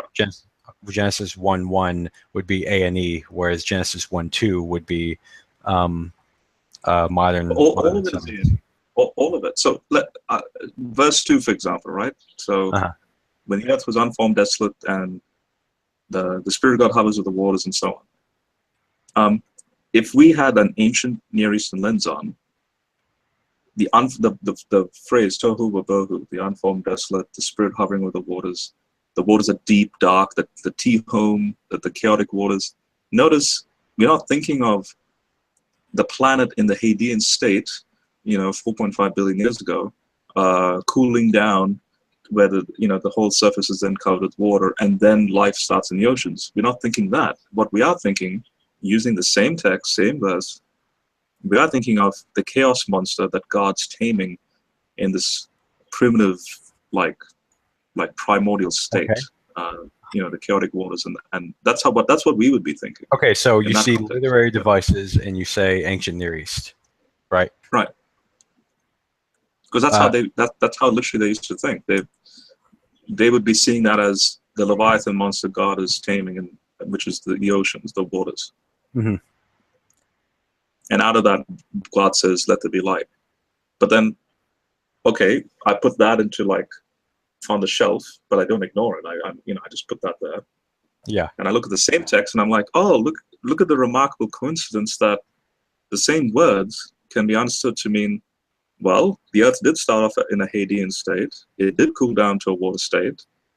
The life did originate in the oceans, because it says the word hover there means to incubate life.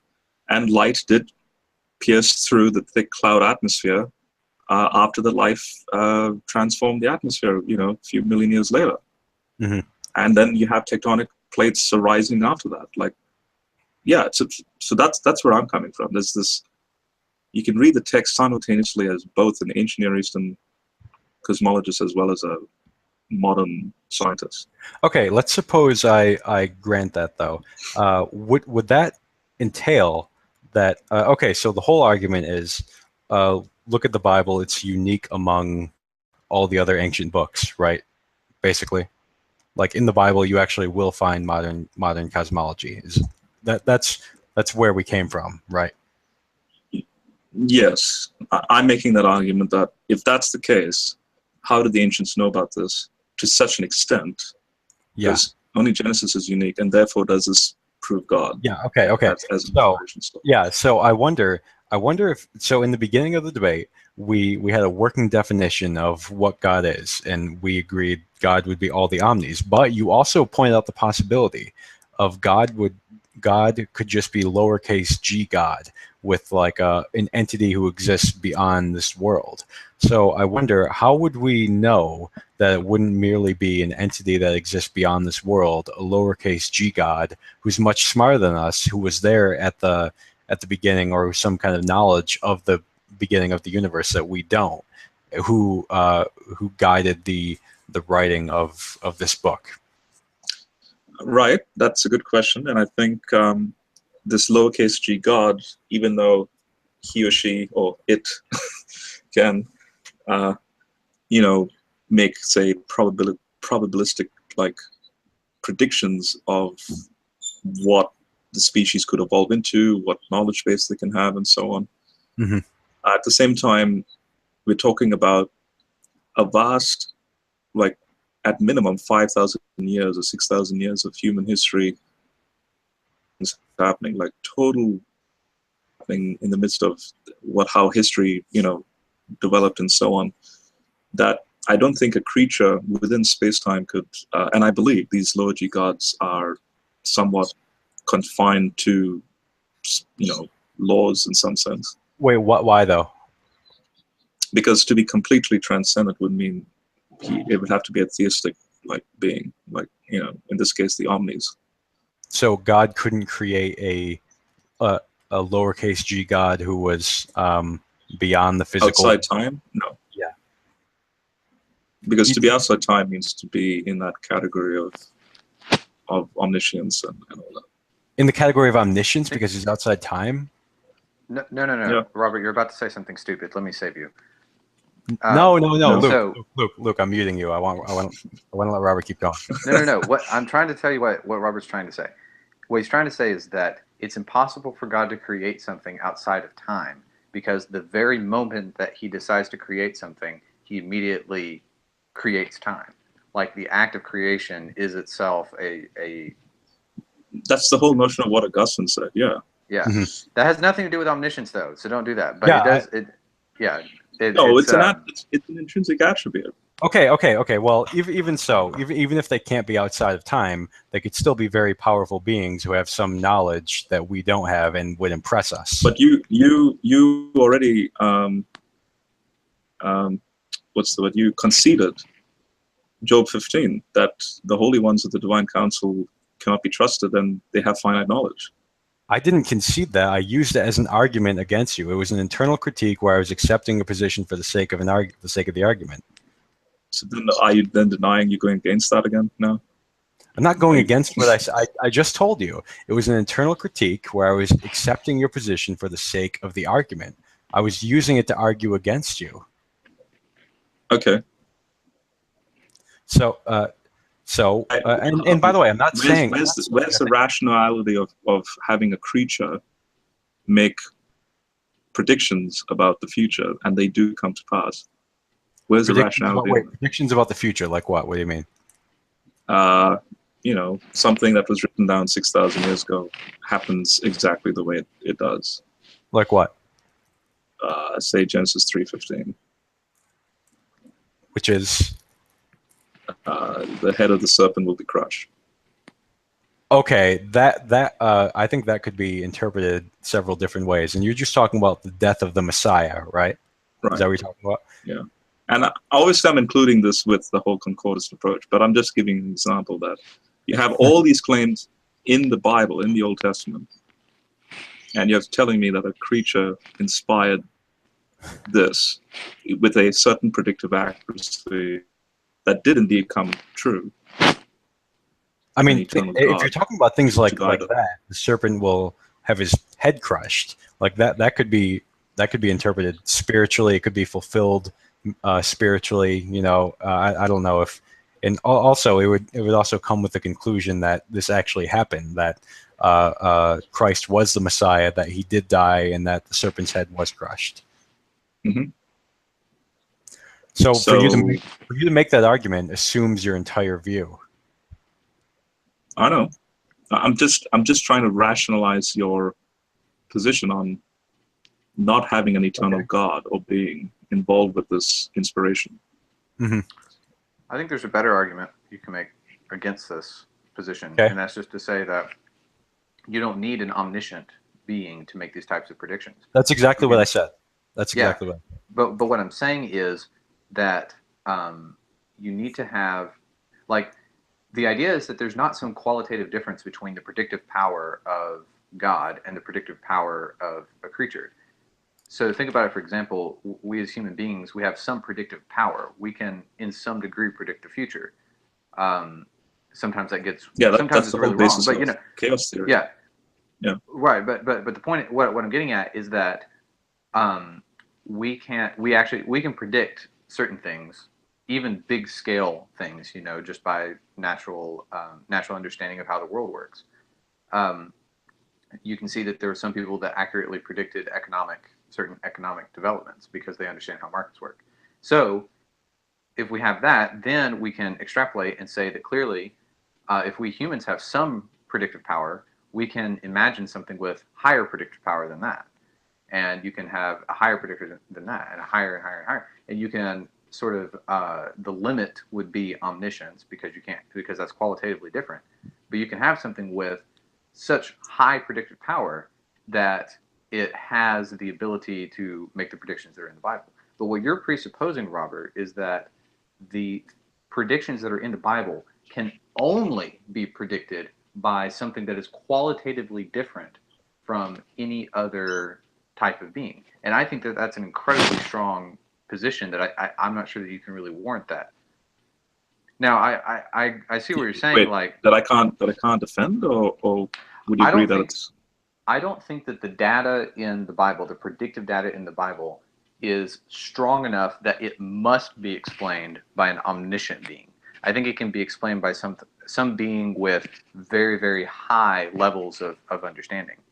But then that rules out Paul when he says that this hidden secret no one knew about, only God knew about it, and then finally it came to be. And yet it's embedded in the Old Testament. I mean, sure, yeah. But the whole argument here is saying that you're not getting to an omni-God. You're getting to a God that's really, really good at stuff. That's what I'm saying. But I'm using, so it's not me saying this. Paul would disagree with that.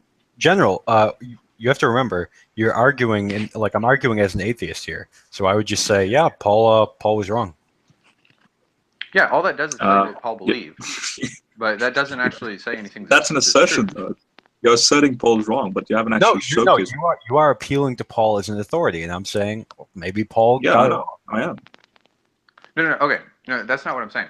Here's your argument as I understand it. Your argument is there are certain predictions that are in the Old Testament that come true, but those predictions are attributed to a being that is divine and revealed these truths.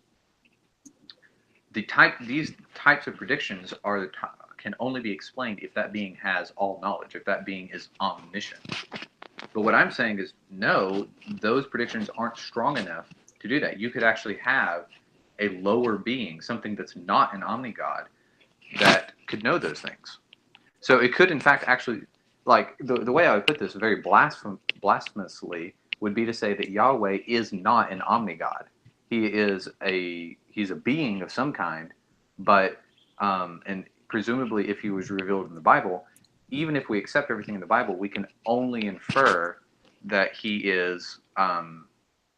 Sorry, let me rephrase that. If we accept that Yahweh was the being making the predictions in the Bible, the fact that they come true doesn't warrant omniscience. It only warrants that he has a lot of knowledge. How does that match with the phrase bara? Like, if you go all the way back to Genesis 1:1, the universe comes into existence ex nihilo via an act of bara, creation from nothing.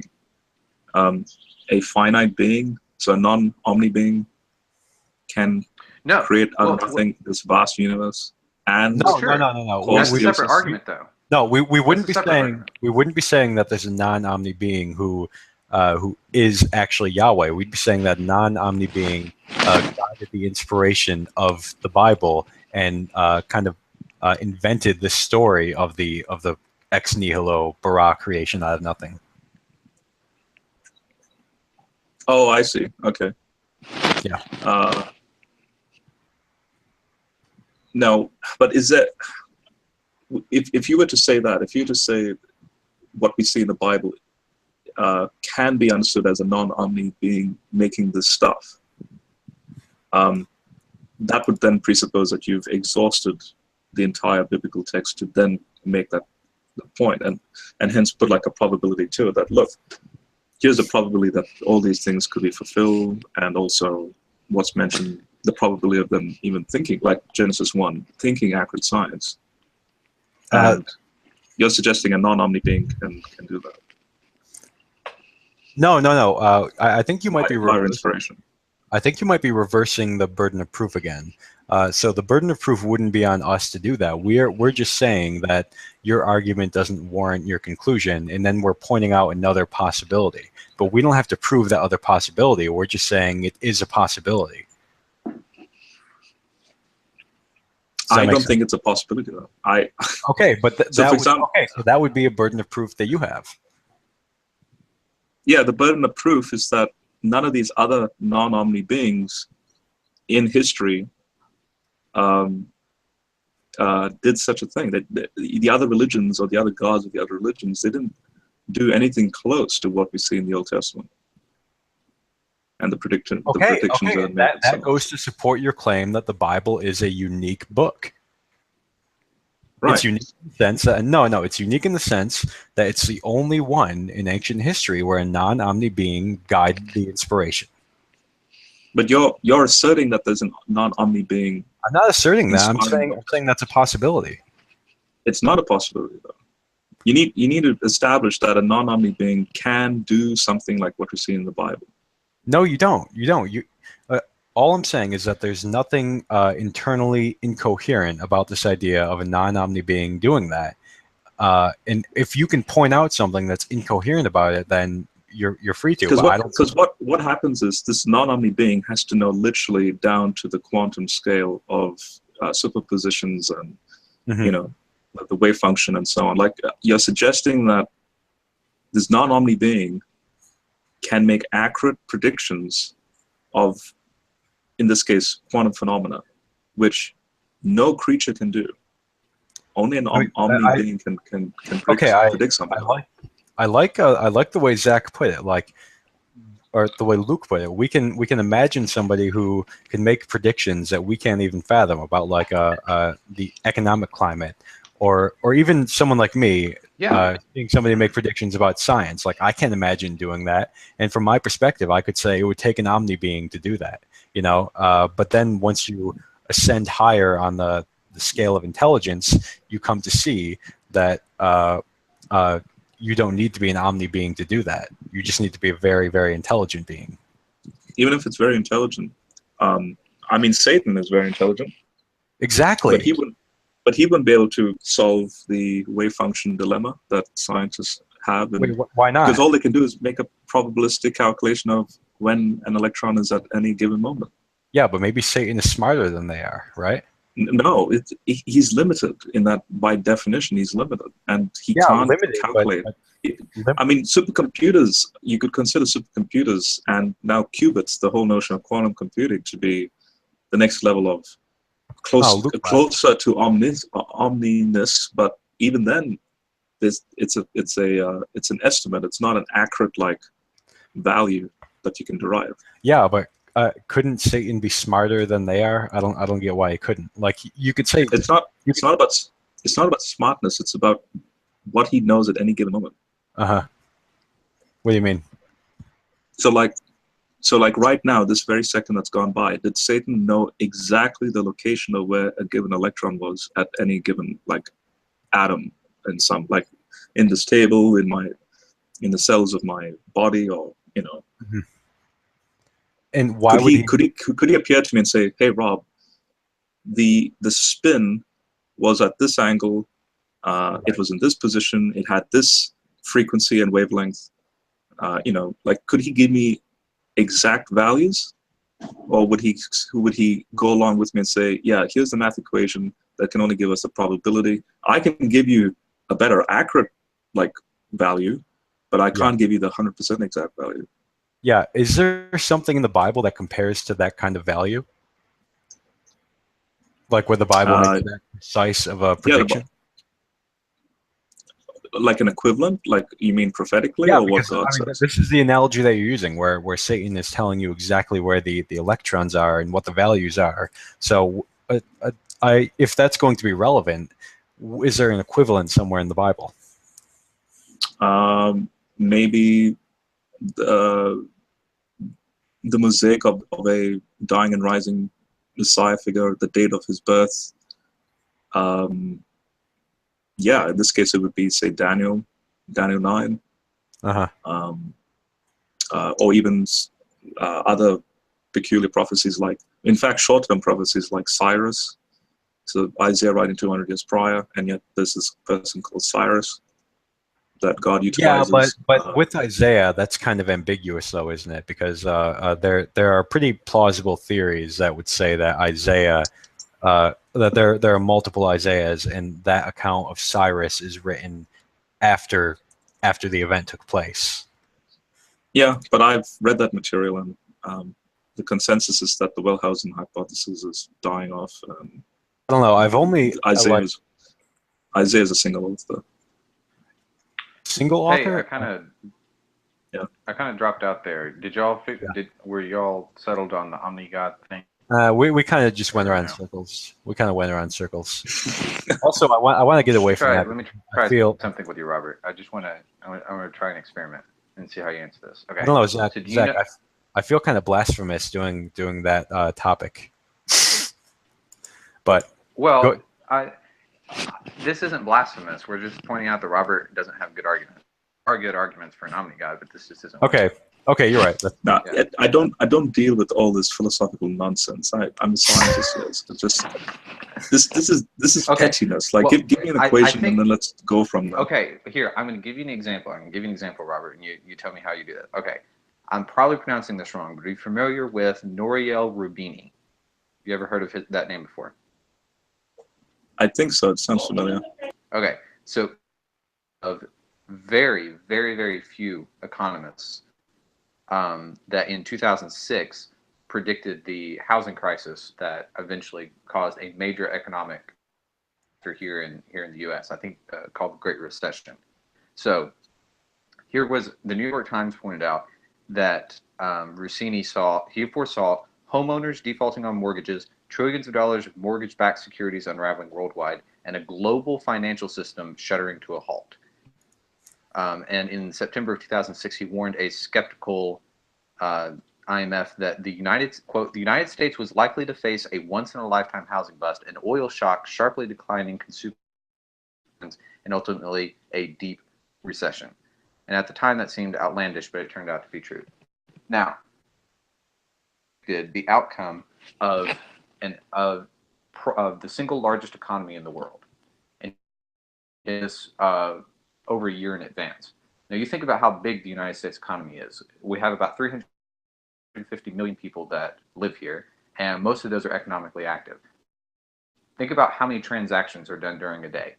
Think about how many people buy and sell houses during a day. How many quantum events there are just in the transaction of money, in the free will decisions that are going on, and in the multiple interactions across both across the average people, lower class or middle class, as well as those higher economic elites that are, you know, running the show as whatever puppet masters and things like that.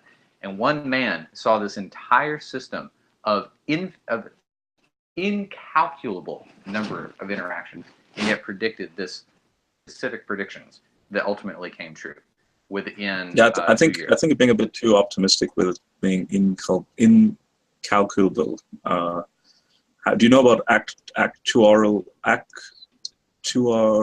science? I think that's what you pronounce it. But do you see what I'm getting at though? Is that no? But I think this it's man just a predicted the assertion. outcome.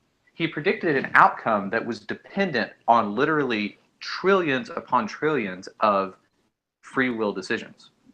No. Trillions and trillions of data points that's already registered, and he just did a mathematical estimate. This is known as big data. It's how data analysts like there's literally like a whole entire course called How Data Analysis Transformed the World. Okay, so you're saying that a computer can predict the future, but a divine being cannot predict the future. Not to the scale of the data input, because there's no data input in the ancient Near East. There's literally nothing. It's just so today we have catalogs of data that we can then, you know, make chaos theory do its work. Okay. Not back then.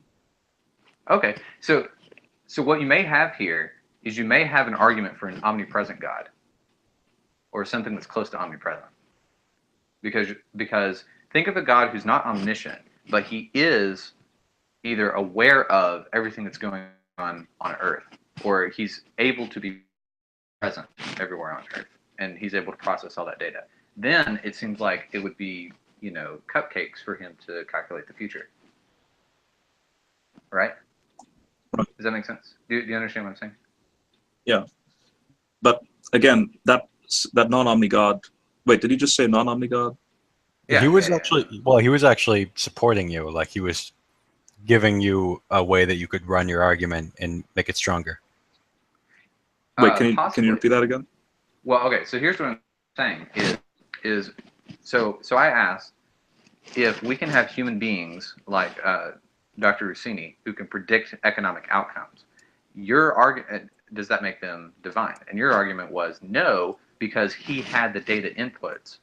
And so I said, well, it seems to me that if you have a divine being with that same number of data inputs, it would be easy for him to also calculate of the future.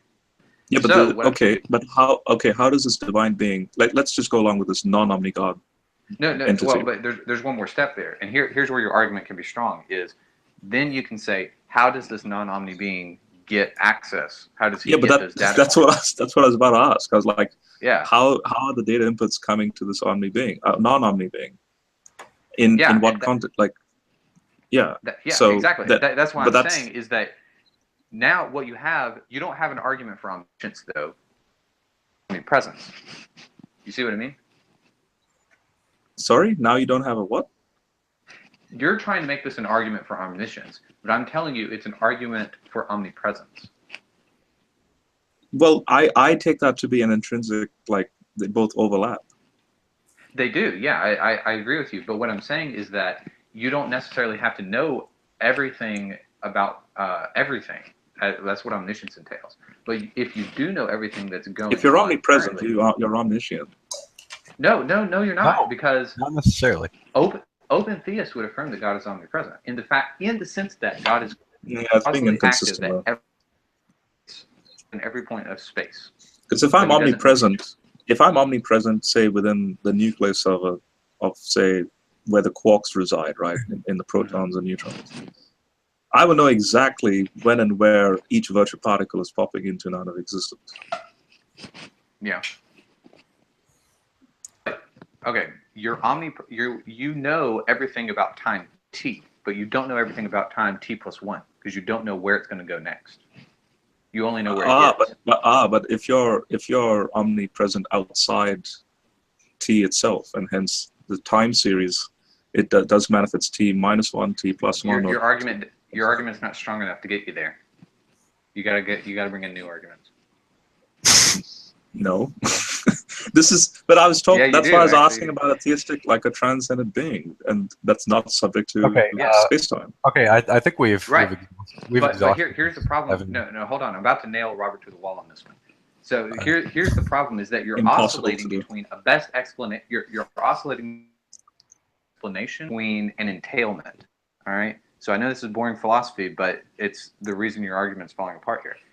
Whenever thing called a transcendent God, this data, that's perfectly fine.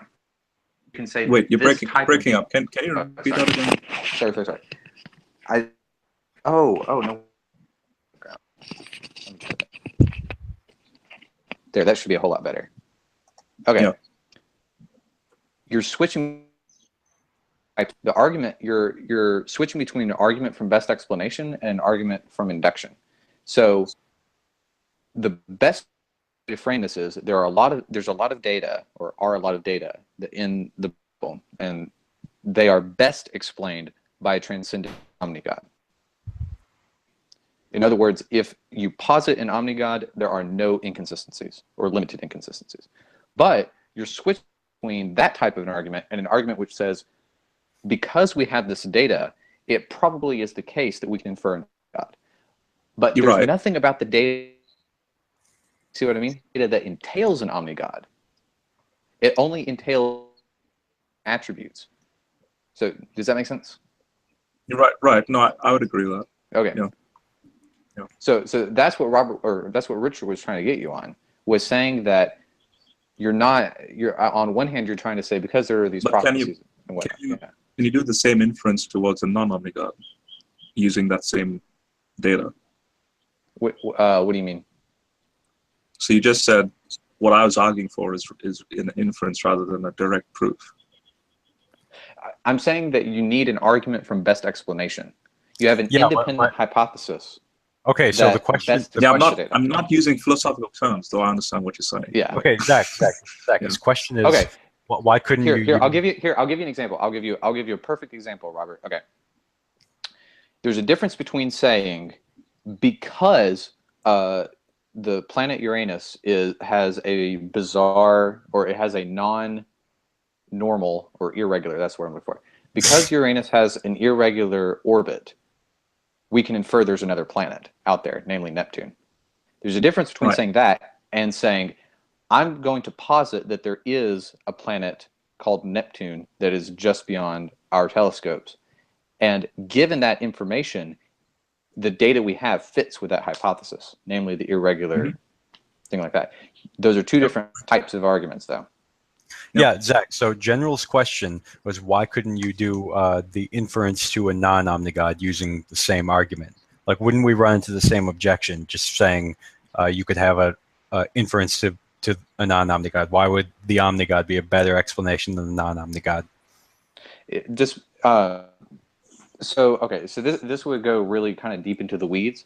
But the thing is that whenever you evaluate different hypotheses so this is called an abductive argument. And whenever you evaluate these different hypotheses, you have certain standards. So like plausibility, explanatory power, explanatory scope, degree of ad hocness, and simplicity, things like that. So if you posit, I would say that an omnigod is actually simpler. It's a simpler explanation than a non-omnigod. Because if you say there's a necessarily existing being that is the ground of all perfection, then you're positing one entity that has all of the superlatives. But if you're positing a non-omnigod that's contingent, then you have to explain the origin of this non-omnigod, right?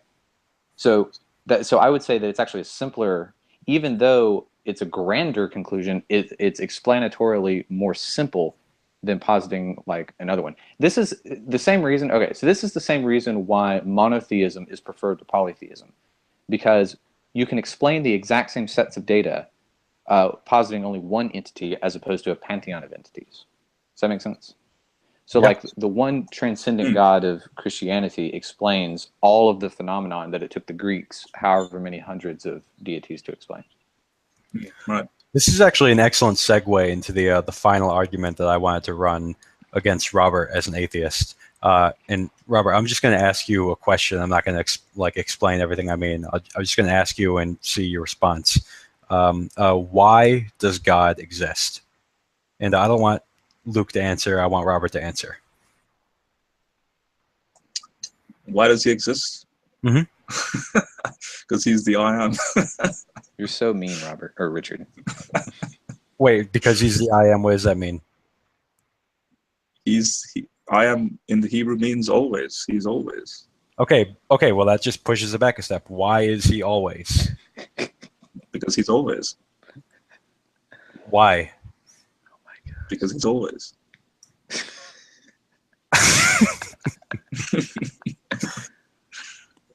Okay, Luke. You know what? I'm actually going to ask him that question. I'm going to be like, why do you exist? Like you, the person. Not Luke? you, I meant God. Like, if I was to meet God. Yeah, okay, but here's the thing.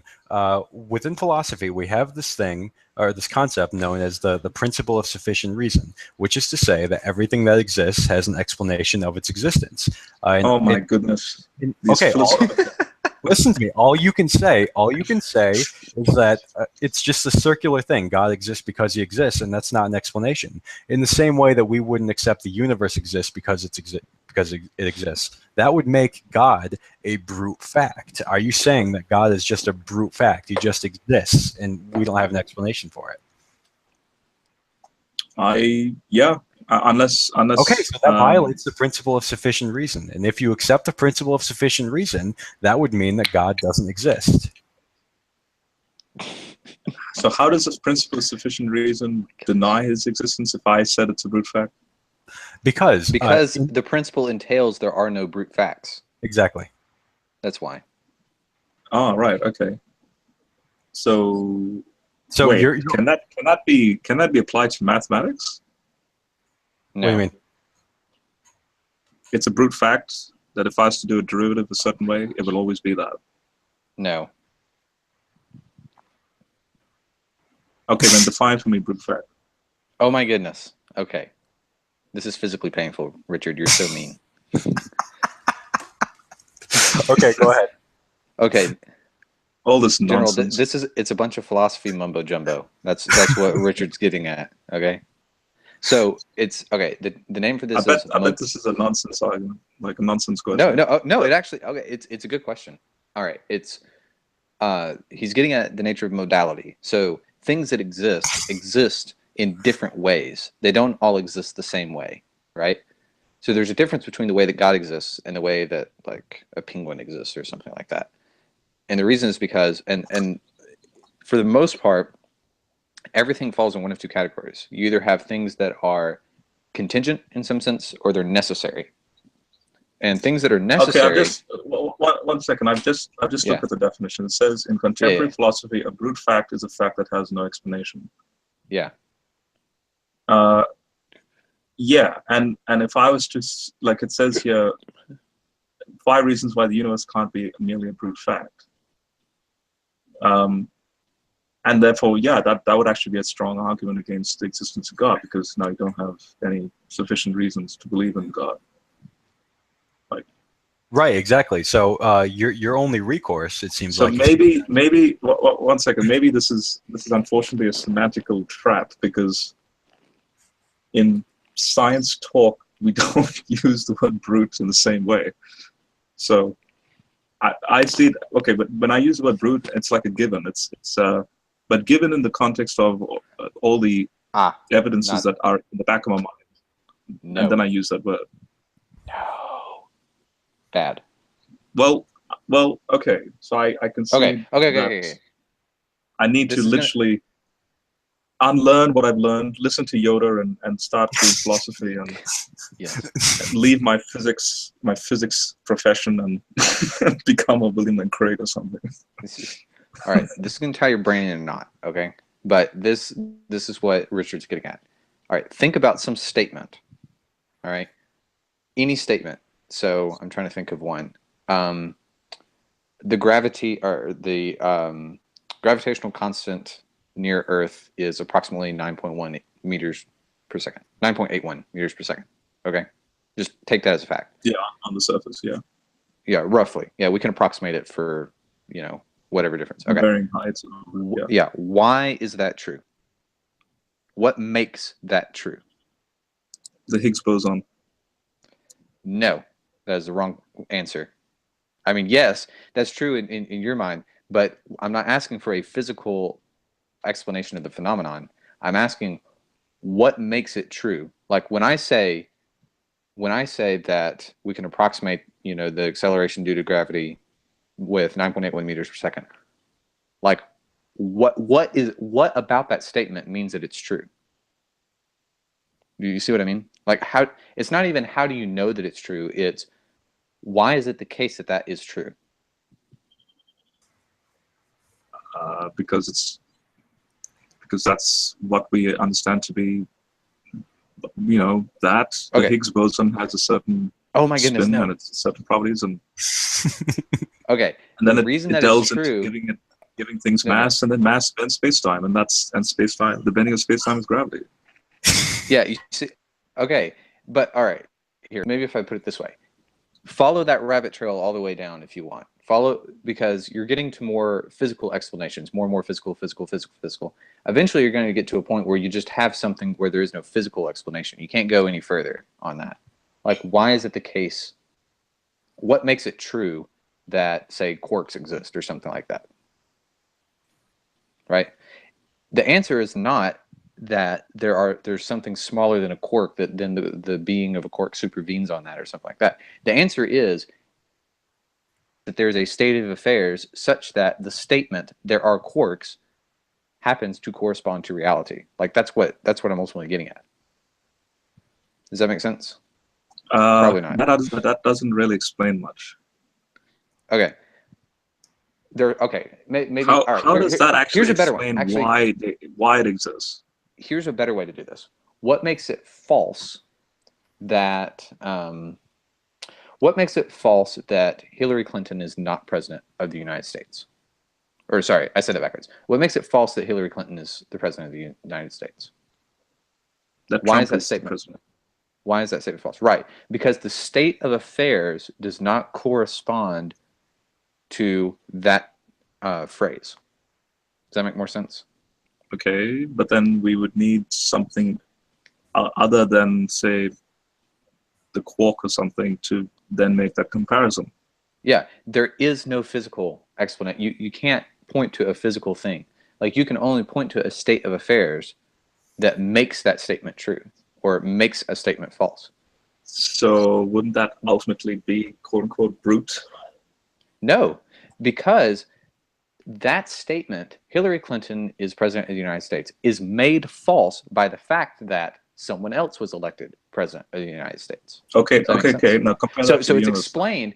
The reason that statement isn't just floating out in midair, it's actually grounded in the state of affairs that obtain in the real world or in the actual world. Right. So to compare that to the universe. So why does gravity exist? So why does gravity exist? Well, no. Why is it true that gravity exists? And the reason it's true that gravity exists is because it is the case that objects are drawn together proportionate to their mass and whatnot, their mass and their distance. Yeah, aren't you then explaining it from a physical, a physical answer, which is what I gave anyway? Well, sure, because we're pointing right now. We're starting with easy stuff like physical things, but you can say other things like what makes it true that the derivative of e to the x is always e to the x. And there's a mathematical argument for that, right? Exactly. Yeah.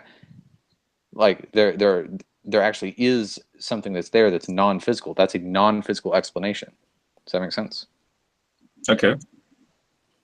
So that's kind of but I'm still within the confines of mathematical rules in this physical universe. We are proving whether it's the integral or the derivative. E to the x will always be e to the x. exactly right. But So then you're doing an empirical like testing on that. You're not actually. no, you can't empirically test that. There is no empiricism there. There's no data there. It's an axiom of mathematics, right? Like you can get all the way back to the axioms, Well, right? in Cartesian context, it goes beyond the axiom to prove that it's the case. Like Sure. Like that, those tests are done, and basically you can do that in physics. Like if you're going to start utilizing natural logs and so on in a Cartesian space fabric. Okay, well, yeah, that's all fine and good, but even you can still prove that given those same axioms of mathematics, even if the physical universe were different, you could still prove that the integral of e to the x is e to the x. You could still do that. Right. As long as you have the same axioms. That's what I was getting at. Is that the reason e to the x or the integral of e to the x is e to the x is not explained by our physical world. Now it happens to be the case, which is really nice. But how can you relate? So you gave the Hillary analogy. Yeah. How can you? So can you restate the Hillary analogy in light of this example of e to the x? So she's not president because of Trump. How do you then do that and now connect it to this, like, for example, e to the x being derived? Well, the fact of the matter is that there are axioms which make it true that the integral of e to the x is e to the x. That's what it's ultimately getting to. Like, here's a more broad way to put this. What I'm saying is, for any given statement that's true, if I ask you what makes that true, you can point to something and say that makes it true. In the case of the Hillary example, you can say that statement is false because this statement is true, and you can point to the White House and the current resident thereof. If you say, why is it the case that the integral of e to the x is e to the x, you can point to certain theorems of mathematics that I don't know off the top of my head, and say these are the things that make this true. There's no that's an example of something that's not a brute fact. A brute fact is something that says what makes this thing true, and you can't point to anything. You can't even point to the thing itself. You can't. It's just free floating out there. So is that such a thing that is just free floating? Is there an example? Well, it depends. Is there something in this reality that's like that? If you're Richard Swinburne, then possibly. Yeah, Richard Swinburne thinks that there are things such as brute facts. I think an example of a brute fact may be, well, hold on. I haven't thought about this in a long time, so I can't remember what my So would it be based on Richard's question that why does God exist? Actually, exactly. Zach, there are some people that make exceptions to the principle of sufficient reason and accept that there are some brute facts out there. So the principle of sufficient reason in that case wouldn't apply to I think entities, right? They would only apply to propositions. Yeah, maybe. I'm kind of rusty on this, so okay. I'm not exactly sure. But I think the issue with that one is that the outworking is that entities themselves are not ungrounded. Like they have to be grounded in something. You don't just have contingent things that, well, you don't have things that are out there that are neither necessary nor contingent. That they're just there because they're there. I mean, some philosophers would do that, but at that point, you're just giving up on metaphysics. And I think that's kind of, the project of metaphysics is to make sure that everything is grounded. Okay, so anyway, my objection to that, and it might be the same as yours, I didn't really get what you're saying, is that for every entity, you would have a proposition about that entity. So you can't really separate entities from propositions. Maybe? Okay. No, well, not exactly. Okay. To say that there is a proposition a proposition that is a brute fact is like an entity that is ungrounded, if that makes sense. Okay. So whenever you talk about entities, you're asking why does this thing exist? And it has to be grounded in something. So it's either grounded in itself, which is a necessarily existing thing, or it's grounded outside of itself, which would be an externally or a contingent thing. Oh, okay, yeah. because, all right, I just remember now. So Craig says this. Craig says there may be brute facts, but he doesn't think that there are brute things. That's what it was. Right. Yeah. Yeah. That's what it It's is. the other way around. Yeah, it's the other way around. Because I think that, yeah, okay. And I think he said that there are some facts about the world that they just are. Like, but I think his explanation for that was it's not necessarily the case that these propositions are actually free floating. It's that these propositions, they're like trick propositions that happen to come out because of our semantics. You know, they're not actually like explaining something. It's just that since our semantic system isn't perfect, sometimes you end up with these, you know, weird statements. Like, why is it true that it's true that true is true? You know, like that. Mm-hmm. I can say that. And that's, so, I do want to. I do want to go through the same line of questioning with you to see if you have a better answer than he did. Do you want to do that now, or did you want to continue? Sure. Just before you do that, could you just review what Geisler has here? That apparently Van Til said this. Is this an accurate summary of that? What? I'll put it in the slide here. Maybe Richard, if you want to read that. Oh. Well, no, it's by Van Til. So no. This is Norman Geisler's like summary of that. Okay. Brute facts. A brute fact is a fact that is meaningless because it is uninterpreted by God. It represents a universe of pure chance. Brute facts assume human autonomy and take their starting point outside of God. No, I can't do it, Robert. Yeah. I can't finish. So I know. No. I understood your point. I'm just saying. I just came across this definition, and I know it's different to what Zach was explaining. Yeah. And I just wanted to see a reaction. This is this is pure hackery. Okay. Brute facts are not meaningless statements. They have meaning. Right. But they're just free floating in that they're not explained by anything. Yeah, so this is completely like low energy. That makes sense. Yeah. That's brute facts in a non-philosophical context. That's in a theological context. And okay, when theologians try to do philosophy, it ends up being really bad most of the time. Okay, this paragraph just convinced me not to apply to Southern Evangelical Seminary. Like that's it. Not doing it. You should no Protestant should ever go to SES because they end up a Catholic. Don't you know that means? Right. Yeah. Okay, Zach. Zach. Anyway, why does God exist? Because the Bible told me so. Gotcha. Okay. No. Okay, no. No, God exists because he is in the class of beings which are metaphysically necessary. Why is God metaphysically necessary? That is a stupid question. What do you mean? To ask why something is metaphysically necessary is to ask why the thing is the thing. Like it's identical with itself. So you're questioning the law of identity at that point. Wait, what?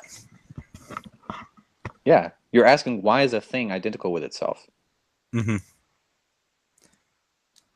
So, I mean, that's kind of just a dumb question. Okay, but wouldn't the answer? So the answer would just be circular, right? No, it's not circular. It's saying that God is the type of being that if he were to exist, he would be metaphysically necessary. Mm-hmm. And so the reason that he exists is because he is a metaphysically necessary being. That's my answer. That's not necessarily the case for all theists. Yeah. Because there's a big debate about that, about whether God is actually metaphysically necessary or if he's, I forget what the other one is. I think it's simply necessary, semantically necessary. Mm-hmm. But anyway, metaphysically necessary is the strongest one, and that's the one that I typically take. It's right. the one that's more easily understood. But it's almost like asking, why does the number 2 exist? Like, well, yeah, I mean, the whole point of this is to show that God would be a brute fact, and it's not though. It's a part of the. Okay, there's a difference between brute facts and things that are necessary. There are things that are necessary that are part of the architecture of just reality, I guess you could say, that they can't possibly change. So the number 2 is the same in every possible world, like in every conceivable way. You can't change what 2 is because it just is 2. But that doesn't mean that 2 is a brute fact, because what you would have to be saying is, or a brute thing, let's be consistent here. To say that the number 2 is a brute thing is to say that in that there are some possible configurations of the world where the number 2 is no longer meaningful. But that's obviously nonsense, right? Mm-hmm. Because numbers are types of transcendental ideas that are relevant in every conceivable reality, right? Does that make sense? Yeah. So God, if he exists, is that type of being, or would be the type of being that is metaphysically necessary.